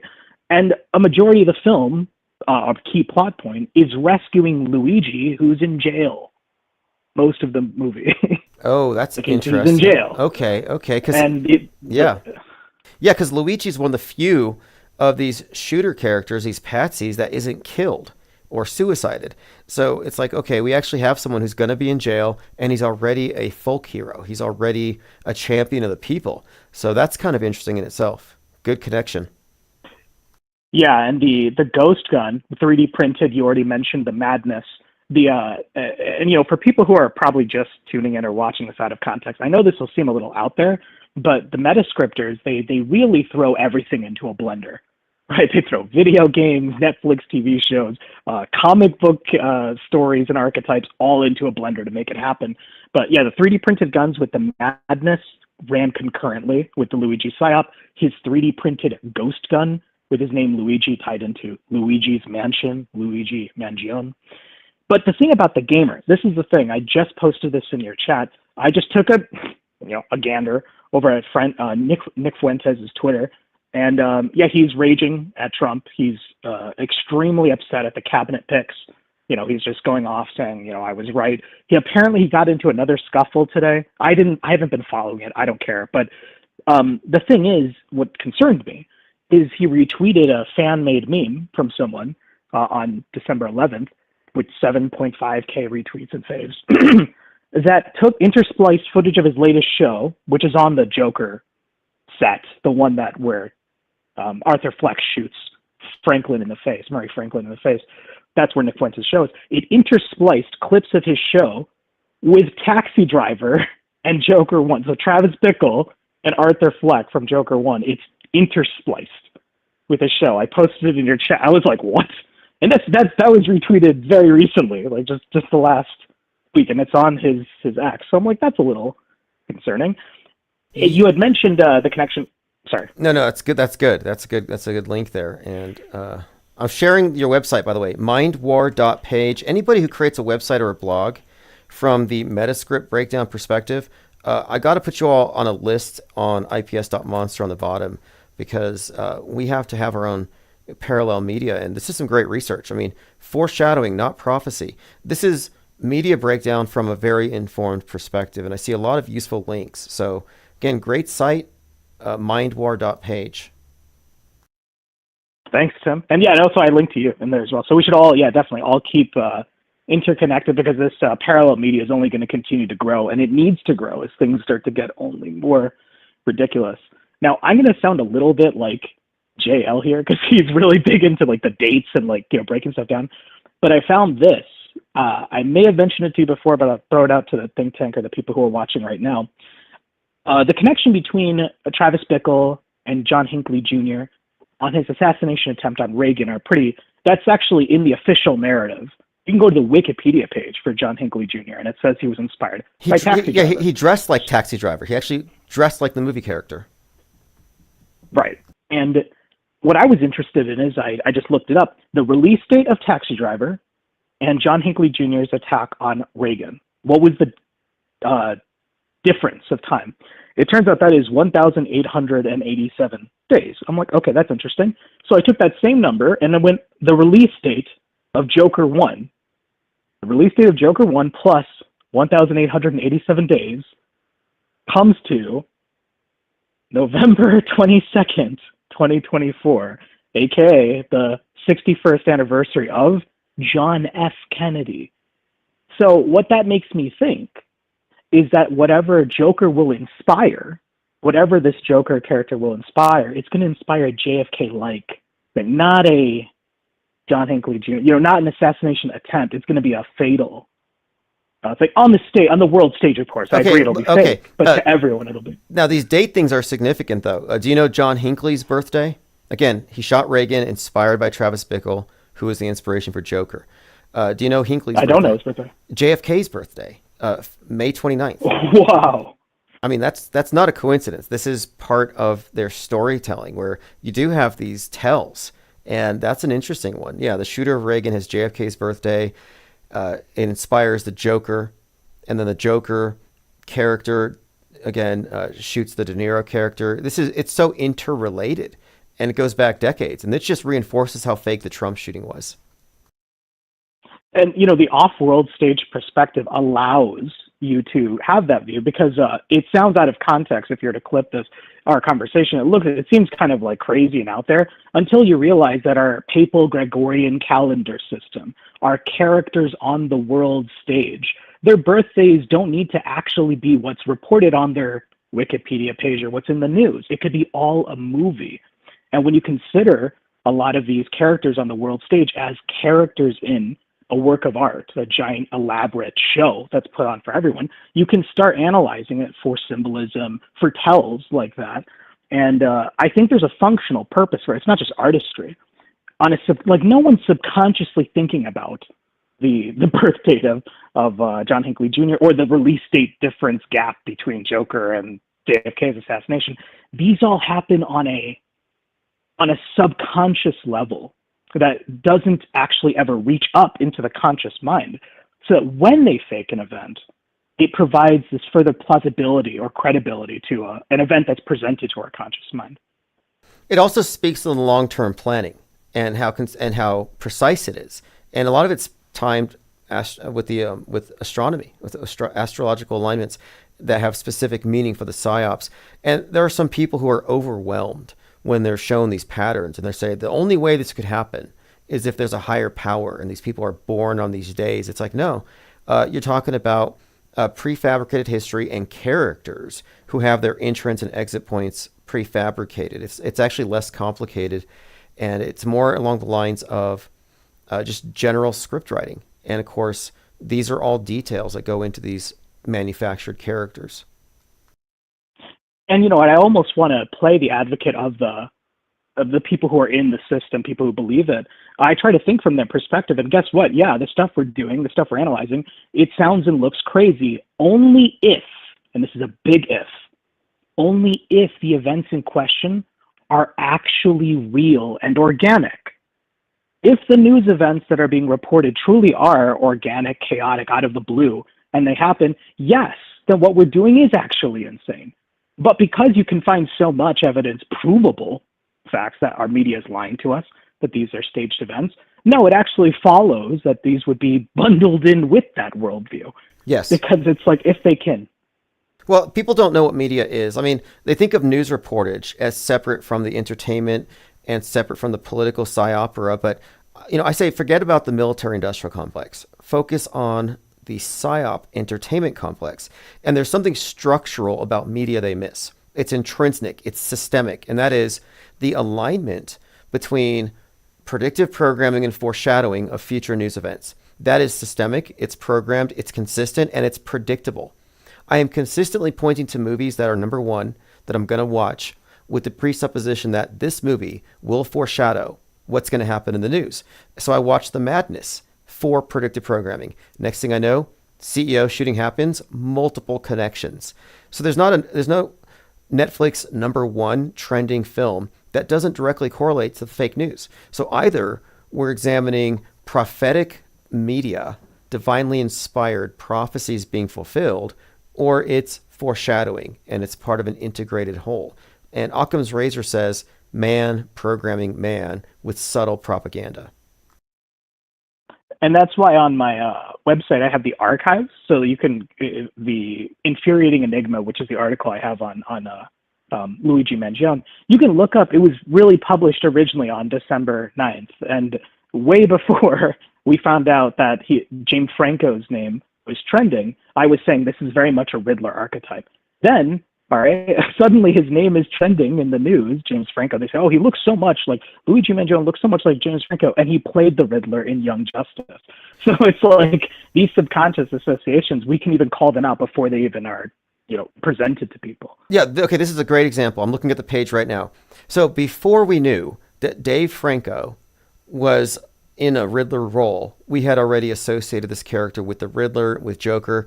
So we're doing this by character analysis and by looking at predictive programming as inseparable from fake news propaganda.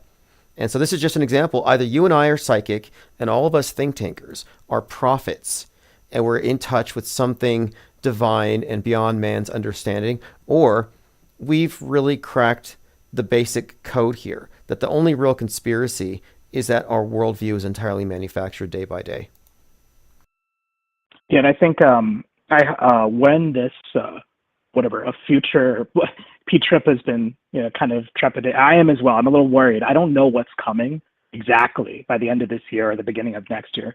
But whatever it is, a lot of the stuff will have archives. Like you'll have past streams. I will have past chat messages to show, yeah, this didn't just happen out of the blue. It's like, we have been talking about this for a long time. How could we be so accurate months in advance talking about something that is ostensibly a surprise attack? It's because it's foreshadowing. It's like we're doing media analysis of a giant fictional story, and that is our entire news system, right?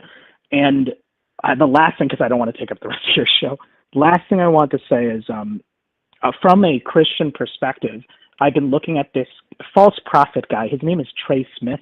I posted one of his videos in your chat. He's pretty big. He has over 600,000 subscribers on YouTube.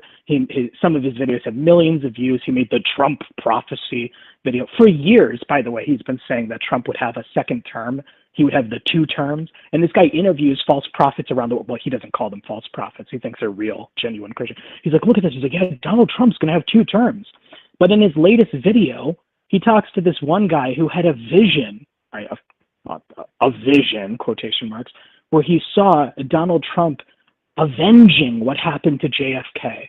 And there's all these comparisons drawn between JFK and Donald Trump in this video I sent you. And like, and isn't that a big Q pipe thing, right? That like, oh, JFK, the mythos, the mythology behind JFK and JFK Jr., like the Kennedy family, it's going to rise like a phoenix through Donald Trump. That's the core. The core belief of Q is that the war in the deep state was being fought by Kennedy, and they took him out. And so Trump is working for the Kennedy bloodline. JFK Jr. is secretly Q, and he's using Trump as a proxy to wage this war to avenge JFK. And this was the cult that in 2021 on 11/22 were gathered at Dealey Plaza thinking JFK would come back. So no, JFK is intrinsic to the Q story. Some believe he is Q and that JFK Jr. is hanging out with him. Either way, yeah, the Kennedy association with Trump, it's there for a reason. And I think it's because they're building up for some kind of major head wound drama. Maybe it's not literally Kennedy, but they're going to JFK Trump. Yeah, and the big thing is with a lot of predictive programming, it doesn't literally occur even in the fiction, on the news fiction. It has like these subconscious associations. So like the Phoenix imagery or like the resurrection, I'm not even sure if Trump will literally be resurrected from it or if he will like live on through J.D. Vance or something. Because I don't know if you know, in Rome, so after Julius Caesar was assassinated, Augustus Caesar took on, like that's where the Caesars came from, by carrying on the legacy of Julius Caesar. So he kind of lived on through the following emperors. Ooh, okay, so okay. So I don't want to necessarily say that Trump's going to literally be raised from the dead. I thought that was something, but I'm like, that's too simple. Right? I think it's going to be, I don't know, maybe. We'll see. This is all speculation at this point, you know? No, we'll see. But no, you're right with something here. It's all about the building the story. And so, like, this is a great example, like how Luigi was pre-sold to his fans through the Joker and those who identified with the Joker's struggle. Well, those who have been associating Trump with JFK, the Q people, for example, the MAGAs, anything with Trump, he has become a mythical character. He is a combination of JFK and George Washington. So they do have these associations built, and it's by design. It's almost like I think you might be onto something here, especially with Megalopolis, where they definitely made the association of the Trump character and they called him Caesar. So there is something to that. And then Trump was Caesar in the park, Shakespeare in the Park, Julius Caesar, where the Trump character was killed on stage back in like 2017. And that has a lot of connections. Caesar's birthday, 7/13. Trump had his ear wound, 7/13. So yeah, you might be right on target with that assessment. Yeah, and there was a lot of memes because, yeah, of course, it's in the world stage aspect in the news, like the 7/13 event and the Shakespeare in Central Park. Even in the memes during 2016, the people would edit from, what was that game called? Warhammer, right? They called him God Emperor Trump, and they would have all these images of him. There was also from Metal Gear Solid 5, was it the Phantom Pain? People would, Venom Snake from that game, he has an eye patch, and people would often, tons of memes, have Trump with an eye patch, mirroring Venom Snake from Metal Gear Solid 5. So yeah, truly these memes are saturated in every form of media, in fiction, in the news, in anonymous image boards and social media memes. And there's just what it is I think you and I had called this out. Even before the election, we're like, there's no way Trump's leaving. There's just too much predictive programming and memes surrounding him for him to just suddenly leave the world stage and be like, oh, I lost the election. All right, bye, guys. Yeah, they haven't finished the story. No. They have not finished the story. He's been painted onto the zeitgeist, and his role hasn't finished playing itself out. I was like, no, they can't just leave him without the rest of this predictive programming culminating in something. And that's what we're waiting for. And he's just now entering his Biff Tannen stage. And that's what I'm kind of looking forward to. I think 2025 is going to be very, very interesting. And I think what's going to happen is the twin. I think someone in the chat had mentioned that Trump is, his zodiac sign is he's a Gemini. So he's like a twin. I think his first term, he was portrayed as the racist, evil, the bad side of Trump, right? Like the evil side. What we will see moving forward, if you don't have discernment, is I think the same people, much like in Megalopolis with Julia, who didn't like Caesar Catalina at first and then fell in love with him later on, and she was carrying Siddhartha in her jacket, which is a story about a main character who leaves Kamala, right? I think the same people who are just so upset at Trump, hate him right now, are slowly going to turn to him, and that he might actually have like a redemption arc built into this. I'm sure everyone in this audience here is not that foolish to fall for it, but you never know, right? Wasn't he earlier, with like a year and a half ago, he had a mugshot photo, and now he's person of the year?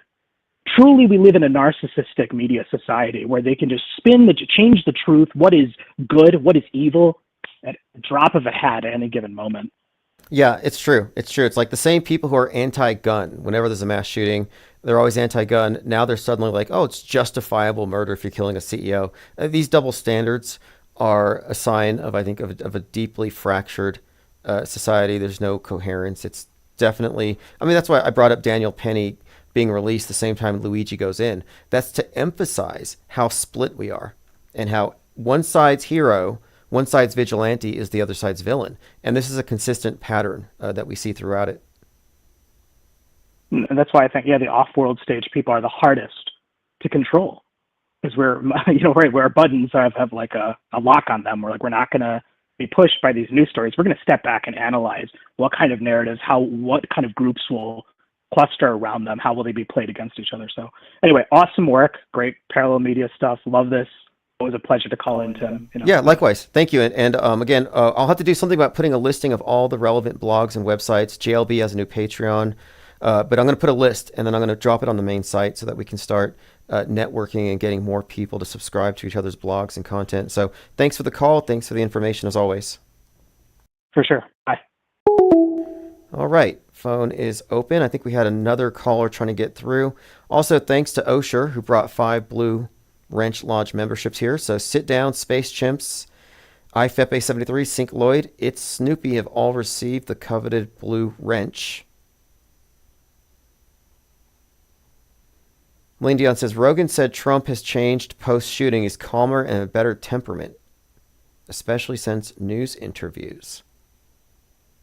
Michelle Castor says, Caesar was an ape in Planet of the Apes, circling back to the monkey stuff. Ooh, interesting. Now let's see here. Okay, so Megalopolis is something we've talked about quite a lot. One thing to point out about that is the self-conscious references to predictive programming by Francis Ford Coppola, who had to stall the release of it and the production of it because 9/11. But it's about the fall of Rome, and so is Gladiator 2, which just came out. Infinite Plane Radio. Hey, Tim. How you doing? Very good. Thanks for your patience trying to get back through. Oh, yeah, no problem. Yeah, I had a really quick item for you. So one, I just subscribed to your Substack, which is great. So thanks for putting that out. I just wanted to mention that. Appreciate it very much. Thank you. And then the second thing I wanted to talk about is I wasn't sure if X or, formerly Twitter has like an algorithm that it's like pushing to my feed or whatever. But I just wanted to mention to you and see what you thought about this, that like the feed now has so much truth in it, like, vaccines and the moon landing and like all the, formerly what were conspiracy theories. I'm starting to, I just want to get your take on this. Like, what are the normies going to do as they continue to get inundated with, like, Barack Obama's, Big Mike, being a transgender and all that type of stuff? Like, I mean, what are these normies? Okay. Like, what I know what you're saying. going to be the impact of these? Okay, so Twitter was like a commons, a global commons. And then Musk comes over and he shifts it far right. And I think this is a deliberate agenda to cause a response against the free flow of conspiracy theory memeage, conspiracy theory ideas, right-wing ideology, especially culture war stuff. So I think it's designed to create outrage. Look how many big mouth liberal celebrities have just cut off their X accounts.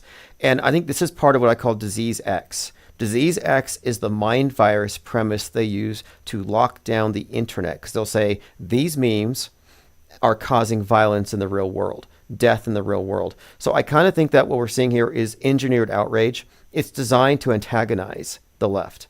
Just like how, it's just like any political, I guess any, like Facebook, for example, was looked at the same way. It was like too influential in the election. Zuckerberg was kind of hated by a lot of MAGAs for this reason, but X has taken that same role. And this is even emphasized in that Netflix movie, The Madness, where the billionaire was financing right-wing influencers in order to steer the election. So I think it's intentional. So what about like Mitt Romney saying the Republican Party has now become the MAGA Party, and then the Republicans won the Senate, House, and President?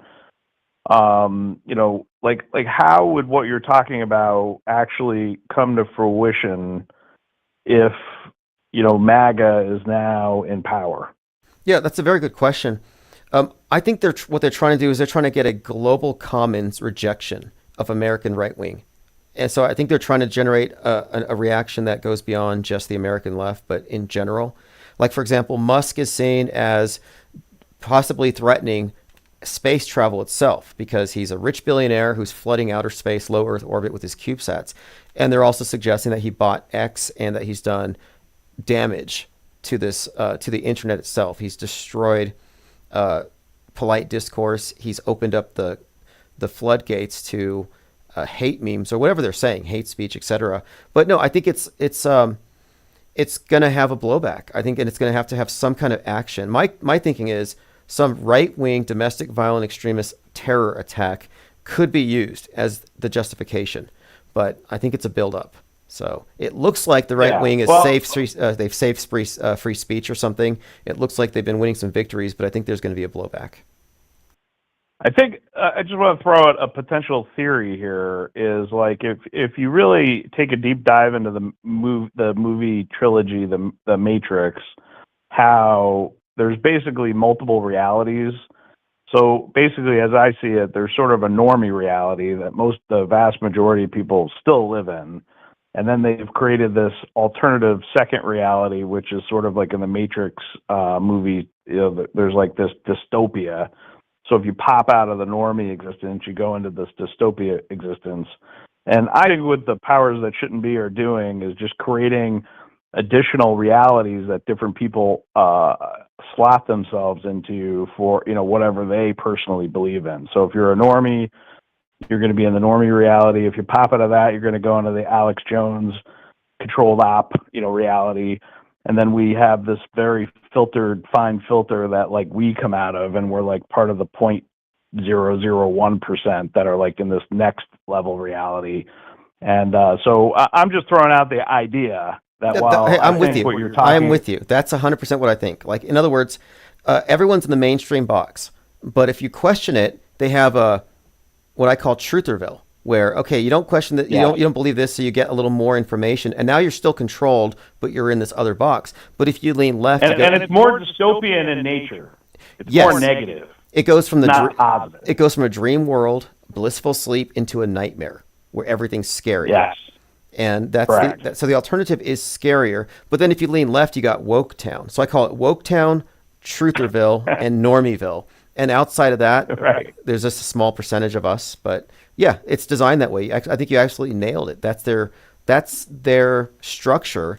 So the system allows for free thinkers, but doesn't let them go too far.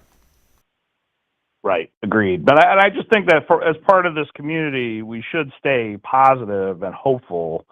So like even when you're talking about this possible lockdown and terrible hoax that's on that's going to happen, that's going to result in everybody losing their rights and stuff, I'm trying to stay positive and hopeful that as people are waking up, there's sort of a negotiated new reality, a third reality that people can get slotted into that uplifts humanity and throws big pharma under the bus and throws a bunch of these bad guys under the bus permanently. So I'm just saying there's some reason possibly to be hopeful. It's not all totally. Hey, I think so too. If you take all the red pills, every red pill contains like a little bit of fear. It's some fear-based narrative. Right. Like you think you're waking up, but you're actually moving to a nightmare. And so if anything is attached to a fear-based outcome, I say reject it till you have more information. Ultimately, skepticism should lead to peace of mind. since you're not in this place of uncertainty and fear. So no, I'm with you on that. And besides, I was even pointing out today how Daily Mail did a big story on how many people in New Jersey are claiming that they've been coming down with sickness because of drones. So to me, I think psychosomatics is real, and you're catching stuff through your TV. Yes. Well, I think that, I mean, and I don't want to take up too much of your time, but I mean, I like one other area that I've researched a lot and that has that dichotomy is that if you believe in the round Earth, you're in Normieville. Then if you pop over into the single sun circling flat Earth, you're in that flat Earth controlled opposition world. And, like when I watch Jake the Asshole and Q and Fee on YouTube, like they really have like sort of a third possibility that it's some kind of like virtual reality or something. I know you're kind of against the simulation theory and everything, but and it starts to get into kind of a deep dive here, but like basically if you really analyze time and date.com and you look at like where the sun is actually located, and if you look at old military Navy training videos, like you'll see that they use a simulated sun. So like you can't just be out in the ocean and use a sextant. Like basically everybody is not looking at the same fireball in the sky. That you cannot triangulate where you're located on Earth by where the sun is located, and people can research this in more depth on their own. But my point just being that it's some kind of as weird as it sounds, like some kind of simulation of some sort. Like I don't know what the what it is exactly, but well, that's the key. I'm just saying. So, you said I don't know, and that's the key here, because the globe people know, the flat Earth controlled opposition, they know. The people I'm with are those who say I don't know, I need more information. So we're still being skeptical. You're still looking at the information. You haven't made a final judgment yet, but you haven't concluded on a model prematurely, which kills curiosity and the incentive to continue to explore. So yeah, I don't know yet either, but I'm with you on that. It's got to be outside of their controlled dichotomy, their false dilemma. Right. It's something that you never hear about. Like they definitely don't push like whatever the truth is. Like there's tons of material out there on the wrong paths. Anything that's on the right path, there's no information yet to find out for yourself. Exactly. Yeah. So I'm with you on that. All right. Cool. But hey, I appreciate the call, and first time caller, right? Yeah, first time caller. Yeah, I really like your.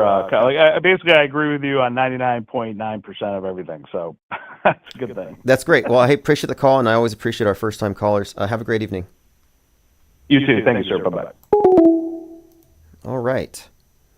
Yeah, to me, what defines our group is that the mainstream and alternative are believers and followers. They follow their sources and they believe those sources. I would consider us to be seekers and informed disbelievers and or knowers. Infinite Plane Radio. This is Harmon. How you doing? Hey, what's up, Harmon? Thank you for calling. Do you remember me or not? Yeah, absolutely. In fact, you're okay. You've been a longtime supporter of the channel as well as a recurring caller. Still am. I do the monthly still. I couldn't do this without, so thank you. Huh? I couldn't do it without, so thank you. Yeah, right. Anyway, I just had two quick things to point out. No reason for lights on drones. Okay, that's ridiculous. So that's got to be on purpose. If there is drones, no reason for lights. And then the second thing is, I was really suspect on when they were flying from South America to Antarctica. No one else was on the plane. You telling me if they didn't take the trip, that plane would have been empty? Ooh, why were they the only ones? And just the one before, they had 77 people, and the one coming in after them had 40-some people. So all of a sudden, just this one group was on this plane. That's what sounded really strange to me. Well, okay, assuming, and this is just our starting point, let's assume that the globe model we've been given, irrespective of the ultimate shape of the world, but the globe model that we've been shown is some kind of a facade, a front, a false model, then it's reasonable to say that this event would likely be some kind of a reinforcement psyop. So in your opinion, is this fakeable in a stage, or do you think they went somewhere else? No, I mean, if they could fake, they've done cities, they've done football stadiums. People thought that one experiment they did in it was in Minnesota. So anyway, they took off and flew. They said they're going to be landing in Russia. They flew around. Oh yeah, it's from England. So they flew around a few times and did whatever they had to do. Recreated the whole scene that they were in Russia and Russian people, actors, everything.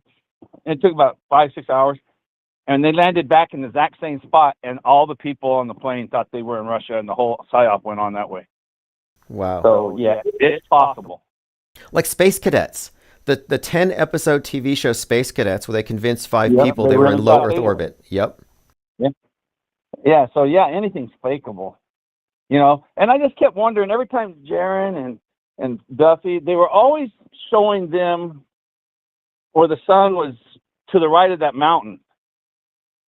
And always, all their live streams, the sun was always over there to that mountain, to the right of the mountain. I kept saying, I want to see it over here to the left when you guys are doing live stream. I want to see it over here. Never once did they show that the whole time. I watched almost everything. You know, why didn't they do that when they're live streaming? Is it they were asleep? I don't know. Could this have been a NASA psyop? I mean, was anybody there unbiased? Jaron's already faked ISS transits, and then you got McToon, who has an entire YouTube channel dedicated to debating the flat Earth thing in a very controlled opposition type of way, where it's flat versus round. We don't talk about space fakery with special effects. So like none of these characters are completely neutral. So for a scientific experiment, you're supposed to have some level of neutrality with the participants and observers. So it's all very suspect to me. I'm highly skeptical. I just couldn't. You know what I'm talking about when they were always doing their live stream where the sun was over there next to the mountain. Yes. And then who was there? We got Candace Owens as producer, and then we have a couple of people who are connected to like the Netflix documentary. So I can understand the skepticism. It's a small circle of people. And if this is a NASA psyop, I mean, look, they can fake Mars landings. Why couldn't they fake a trip to an Antarctic base? I mean, easy to do, right? Yeah, I don't know how. I was kind of excited, and because I know you know Antonio. He's passed away now. I knew because he told me he knew you. Subarat. Yeah, Antonio Subarat. Yeah, we used to chat quite a bit, and yeah, he told me about that. In fact, I goaded him once. I told him to go to this comedy open mic in Manchester and just start telling everybody the Earth is flat. I found that video recently where he went on stage until they booed him. It was like this: you have 2 minutes unless you get booed. And yeah, but anyway, funny guy. He's really an introvert. He was really an introvert. That's why he stayed in that little apartment all the time. He wasn't all there, but he had a lot of good shots. What he did also, he made the statement on video in 2016 or 17, right there. He says, the sun does. You know, he put his book out, The Sun, the Book of the Sun, and there was only 50 of those books. I got one of them. Then his second book, there was 200, and then his second book, his sister sent to me after he died. There was only 50 copies. I think I'm the only one right now that has a copy of his second book. And what he say about the sun? Did he say there's a 24-hour sun on his flat Earth concept in Antarctica? I'm gonna go back and reread it. I haven't reread it. I keep saying I'm going to. I'm lazy about that. I'm gonna go back and make sure before I say it. But I know he was saying that he said the bloody well does that the sun rises south of east and sets south of west. He says that bloody well does. You know how he talked. Sure. You know, and so he was dead set against that. He was trying to tell me, of course, it got swept under the rug just like they did with Infinite, with what's that guy's name, Jake, and all those other guys. But Antonio spoke out hard about it. You got to remember, Antonio was with Jaron and with Dave, all those guys at the first. And he fell out with them. There was certainly this effort to maintain the idea that there's a single sun. The dome, all this stuff was kind of like an orthodoxy. And then it got backed up by all kinds of biblical stuff, which has no place in the conversation about geography, but it just reinforces what people want to believe. And so, like, yeah, I think the conversation, the whole topic was, I think, dragged down. And I used to call them conference earthers, because I'm like, hey, instead of going to Antarctica, you're forming conferences and you're just building an echo chamber. Yeah. It doesn't do anything. Yeah, why would you want that? That's not teaching nobody anything. It's patting people on the back. I agree with you on that. But Antonio had one that he was doing a film with the two sons out of the Africa area, and his channel got taken down midstream right there. They blacked it out, and he had to start all over. And then the second one, I got a video I got back from him where it's two suns off in the beach. And the one sun, it's a sunrise, it's not sunset. Sunrise, you got one sun, then all of a sudden you see another sun start to appear. And then I sent that to a few channels, and they put it up at first, and then they said, no, we're not going to do it. And I said, you should have it there for the people to look at. And so they didn't do it. Have you ever seen that picture of him doing the two suns? I think I remember coming across it. I'll have to look at it again, but It was really neat. It comes up in the morning, and it's rising. The one sun is just perfect to me. Then all of a sudden, faintly off a ways away, the other one comes in. But you were thinking that the original one's going to stay, but the original one fades out and goes off to another direction, and the second one that showed up is the one that took over and came towards you. Okay, interesting. I think I remember saying that. And for anybody who's like listening to this, like and never thought about it, the idea of the Earth not being a ball doesn't mean a disk in space. It actually eradicates the concept of space as we know it. So this kind of changes the definition of what the stars are, what the sun is, how far they are, how big they are, and what's responsible for their movements, which could not then be described as orbits because there's no orbs, but rather would be described as some kind of a circuit. And so the mechanism by which they move would not be something described by physics as we know it. So we don't have all the answers, but the whole proposition... Did you see Rory Cooper's new video? Which one was that? He just put it out this last week. No. I'll have to look. Yeah, he shows how, you're my perspective, but I can't remember the name of his new channel. I'm subscribed to it, but I can't remember the name of it. And he put it out, and he's just showing how if the Earth is on the tilt, and he shows you all the tilt, you know how technical he gets. And then that sun wouldn't be going around like that evenly. It'd be going up and down if it was on the tilt. And he was showing that. And that was a pretty good new video he has out. I'll take a look at it. I'm just glad that this 24-hour thing came down, and instead of just this instant change where suddenly everything that we've ever been shown has been validated, I'm glad to see a lot of skepticism and people refusing to believe it without testing it and really going over it with the fine-tooth comb. But the truth is the truth, and it shouldn't be that hard. I don't think they faked it. I don't. Do you? So far? My question I'm asking now is it fakeable? Because we could say anything's fakeable, but at what scale? And so I've been doing some research. Like awful big. Yeah, there's someone, I've seen some people suggest it could be like the Mandalorian. It could be inside of a stage. It could even be the sky could have been pre-recorded somewhere else. It could be spliced. So we have to remember, if we're dealing with the moon landing fakers, we're dealing with the Mars rover fakers, we're dealing with the 9/11 fakers, is this outside of their capabilities that we know of? And I would say not necessarily, but... Right. You know what I wanted them to do? I kept putting in the chat stuff. They said, no, that mountain looks only 2 miles away. Something doesn't look real about that mountain. It's close, whatever. But I wanted them to get in the truck and drive to that mountain. If it's only 10 miles at the most, go to that mountain. You guys are questioning how it looks. There's always says it's too crisp, it's too clear. It looks like it's only 2 miles away. You remember him saying that? That was weird. Actually, Jaron said it looks like I'd reach out and touch the mountain, and it's 5 miles away. That glacier looks like it's right there. It was 5 miles. It was 10 miles away. 10 miles away. And I'm like, wait, when have you ever looked at a mountain 10 miles away and thought, hey, it looks like I could touch that? Like never. Right. You've never had that experience. So that's why didn't they get in that awesome truck he was talking to, tell those guys, hey, drive me to this mountain and back. They probably got red stakes all around. Oh, it's too dangerous.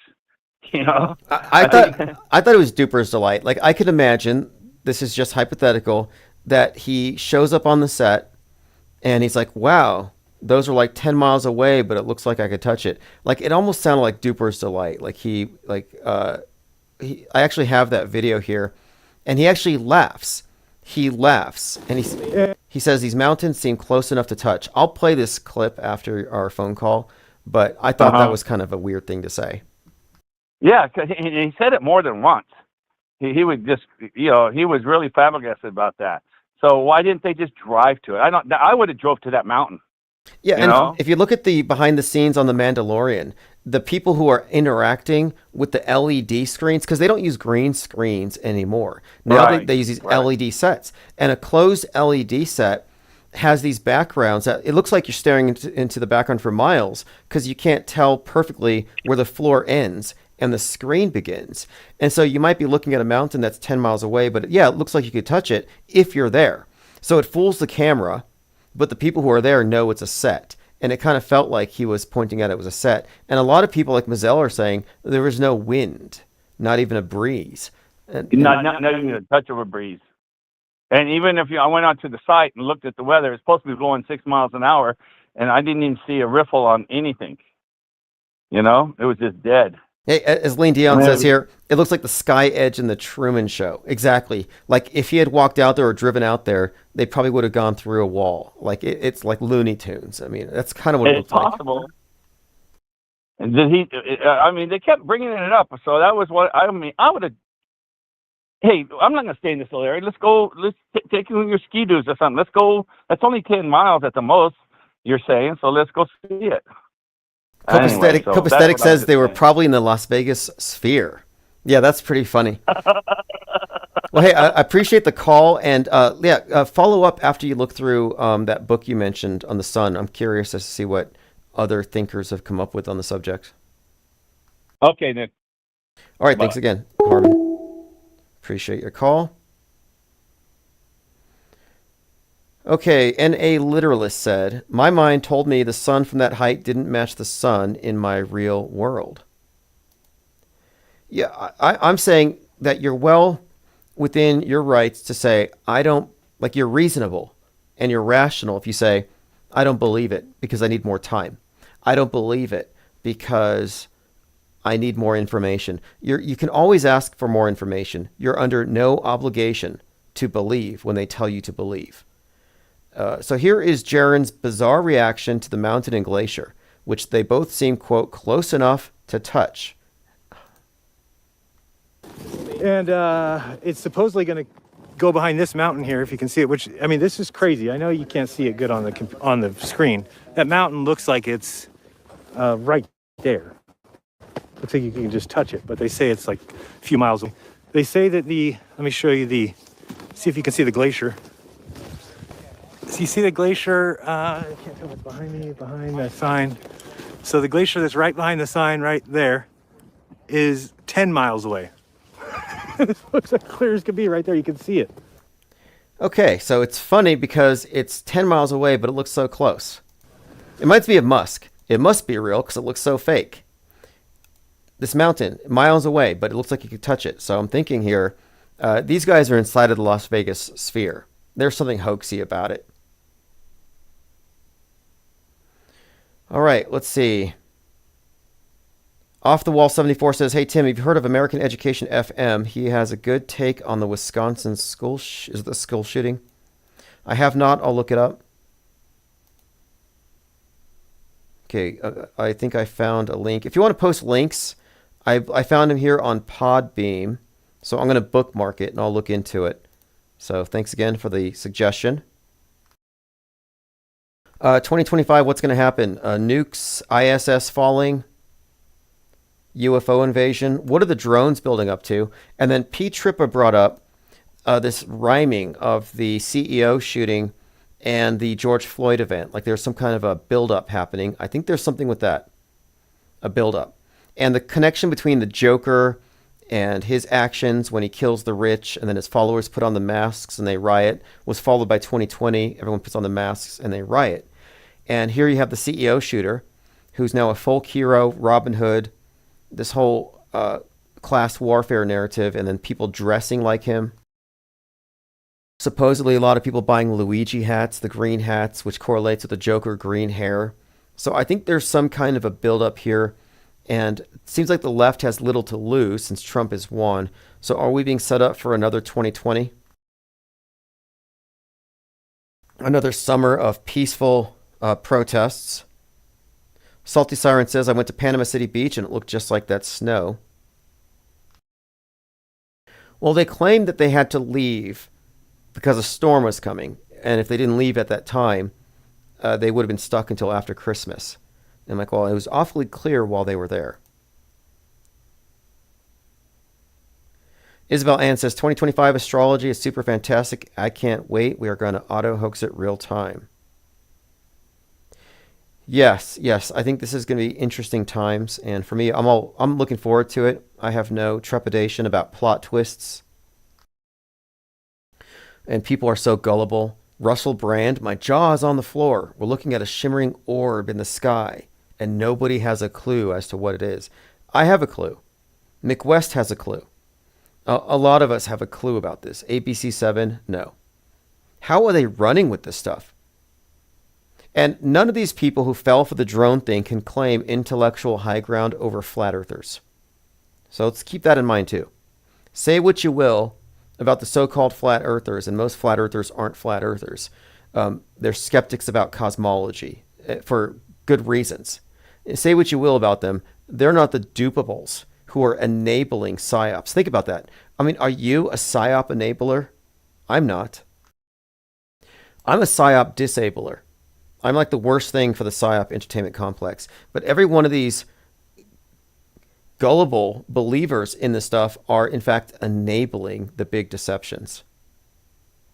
So here's Mick West. He made it to CNN. And he says that he's identified everything with airplanes. Every single drone report has been either an airplane or Jupiter. The date, the time, and the location, you can actually look up what was in the sky at that point and look at what direction they were looking in, and you can see, that it was actually just a plane. We're on the boardwalk, the sun is set, and the sky has really come alive. You can see almost why folks are reporting so many drone sightings.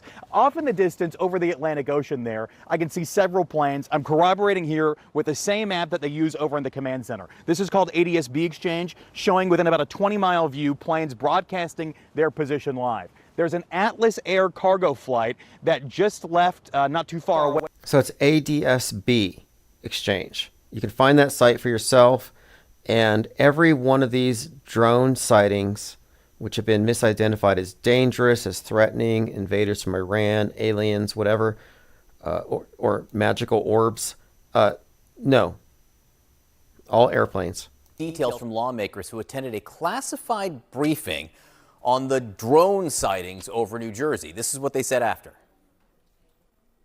There's a lot of rumor out there that this is radiation sniffing or chemical sniffing.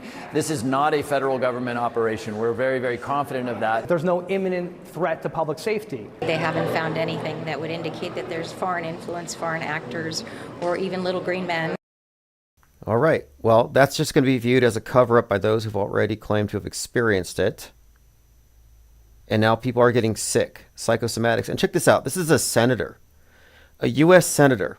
He says, it is inconceivable that the government has no answers to the unidentified drones and has not taken any action.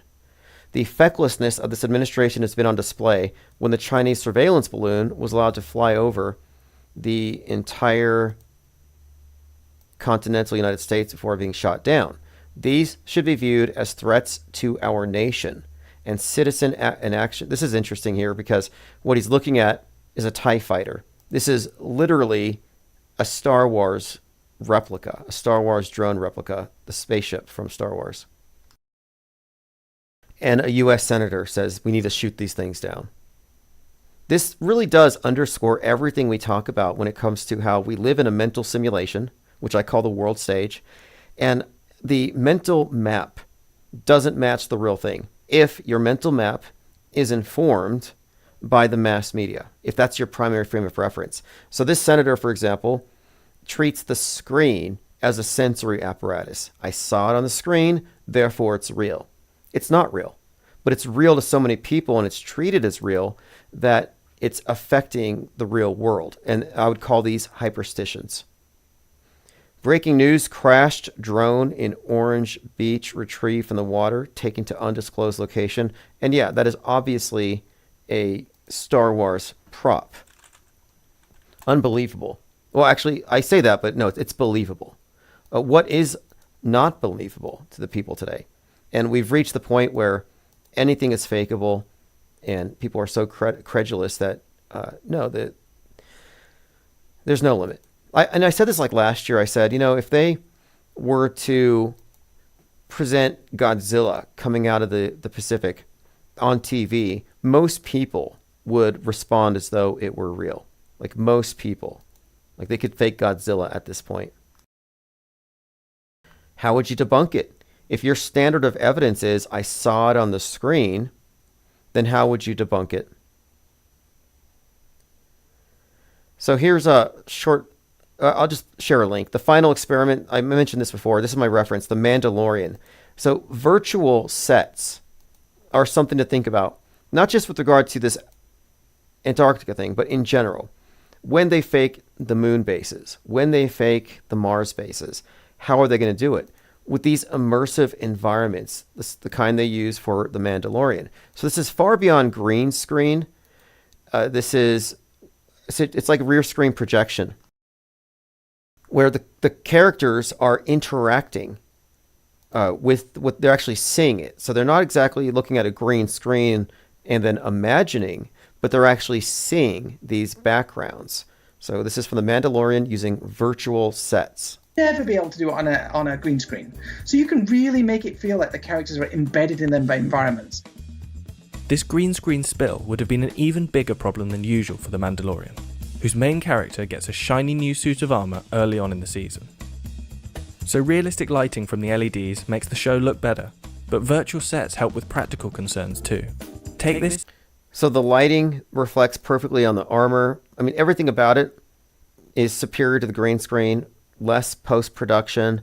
But I've looked at videos where they have some of these setups in airplane hangars where the screens are so large, the backgrounds are so big that you could park a 737 on one of these sets.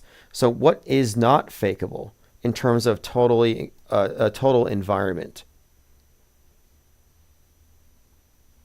Trump canceled his trip to New Jersey Golf Club after drone sightings, and they're all playing into it. So that's another thing as well. This has got to be some kind of a psyop. But virtual sets go a long way to explaining the future of fake space. Okay, let's see here. Oakley versus JLB. Let me just play this short clip. Bad. So John LeBon was having a conversation with Oakley about the 24-hour sun thing, and Oakley seems to deflect a lot of the debate content with just sheer anger and rage. This out. This is JLB's filibustering when he's absolutely screwed and using poor logic. He can just chant through anybody pointing it out, and somehow he thinks he's going to win. Give me a better word. Outer disk. Australia's in the okay, I'll give you a better word. Just give me a better word. Dum-dum, thicko, moron. Those are better words. They describe you when using that fallacy. Well, that's better than calling me an outer space believer, so at least we're getting somewhere here. No, I'm calling you a complete moron. Now, in his defense, JLB said he's not a space believer. So it's possible to not be a believer in space travel because there's no evidence for it, and yet not be a flat earther or reject the flat earth orthodoxies. Now, do you accept the 24-hour sun, therefore verifies a globe? I don't know. Like I said, I don't have enough information. If you do, good for you. Share it with us, please. But I don't have enough information to just unequivocally say, yes, I believe what they've said. I just don't have that info. Okay, thanks for the link here. I have a link to the video. I'll share it with everyone here. Looks like Jake Gibson talking about the final experiment. Looks like he's got himself a new dog. I met Rusty, his previous dog. So the final experiment exposed Jeranism and Witsit are shills. Streamed 8 hours ago. Okay, I'll check it out. Looks really interesting. Nothing to disagree with there. I want to say thanks to all the callers, especially first callers. We've had a lot of first-time callers, long-time listeners. Always good to hear from people.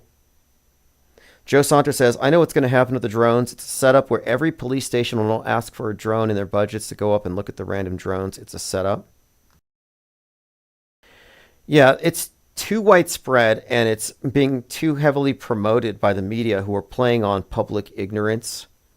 I think that's a huge part of it, but it's definitely a psyop. It's the psyop entertainment complex at work. It's largely taken the form of a panic, and they don't need to present real drones. That's the amazing thing. They don't need to provide real drones for people to think that we're being invaded by drones. I mean, that's remarkable. Makes me think they could pull off an alien invasion without showing us any. They probably could.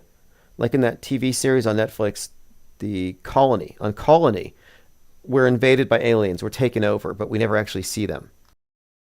Our government capitulates, and now we're all slaves to the aliens, but we never actually get to see them. Yeah, that could happen. That could absolutely happen. Okay, this is Fepe Akbar, Allergic to Bullshit, featuring Lean Dion. I'll send the archives out later. Thanks again for all the comments and calls, and we'll continue this conversation tomorrow.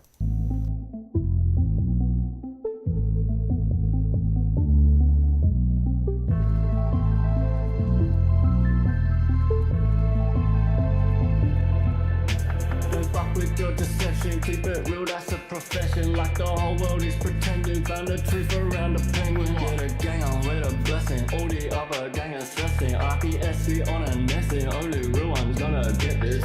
Fake ones don't accept this, they can miss the message. Timbuktu got bodies, yeah, find them in our records. Auto host and message, squad are represented. Killing you with knowledge, yeah, the uppers getting dirty. Oh, you're so effective, cause we're so effective. Let go of your worries, yeah, the whole thing is a setup.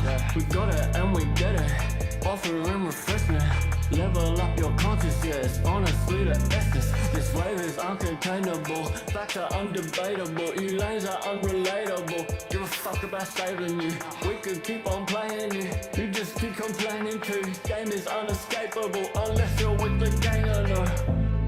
Messing with the penguin, we're messing with the penguin. Messing with the penguin, messing with the penguin, messing with the penguin, messing with the penguin, messing with the penguin, fucking with them. Your senses, forget dependent media. We got that real shit fucking encyclopedia. We're bringing an end to this mass hysteria. They wanna know why it's so serious, cause you must be delirious. If you're still believing stuff, get a grip and show some evidence for your bold claims. We don't play no games, we stay relentless, exposing those events. Quick, the IPS are making an entrance. Busting doors down, cause now's the time for interventions. That I mentioned, we're affecting so many men across the spectrum. We stand out from the crowd, we don't blend in. Steady gaining tremendous momentum. There's nothing close resembling. Check the emblem, it's a penguin, not a gremlin. Just letting you know you're on an infinite plane, it's never bending. We strike like temping, killing all fears and breaking the tension. Gotta know the hopes on me, digging deep in the trenches. Come and join in, be adventurous. Quit being so sensitive, forget the censorship, we ain't telling fibs. Messing with the penguin, we're messing with the penguin. You're messing with the penguin, you're messing with the penguin, messing with the penguin, you're messing with the penguin, messing with the penguin.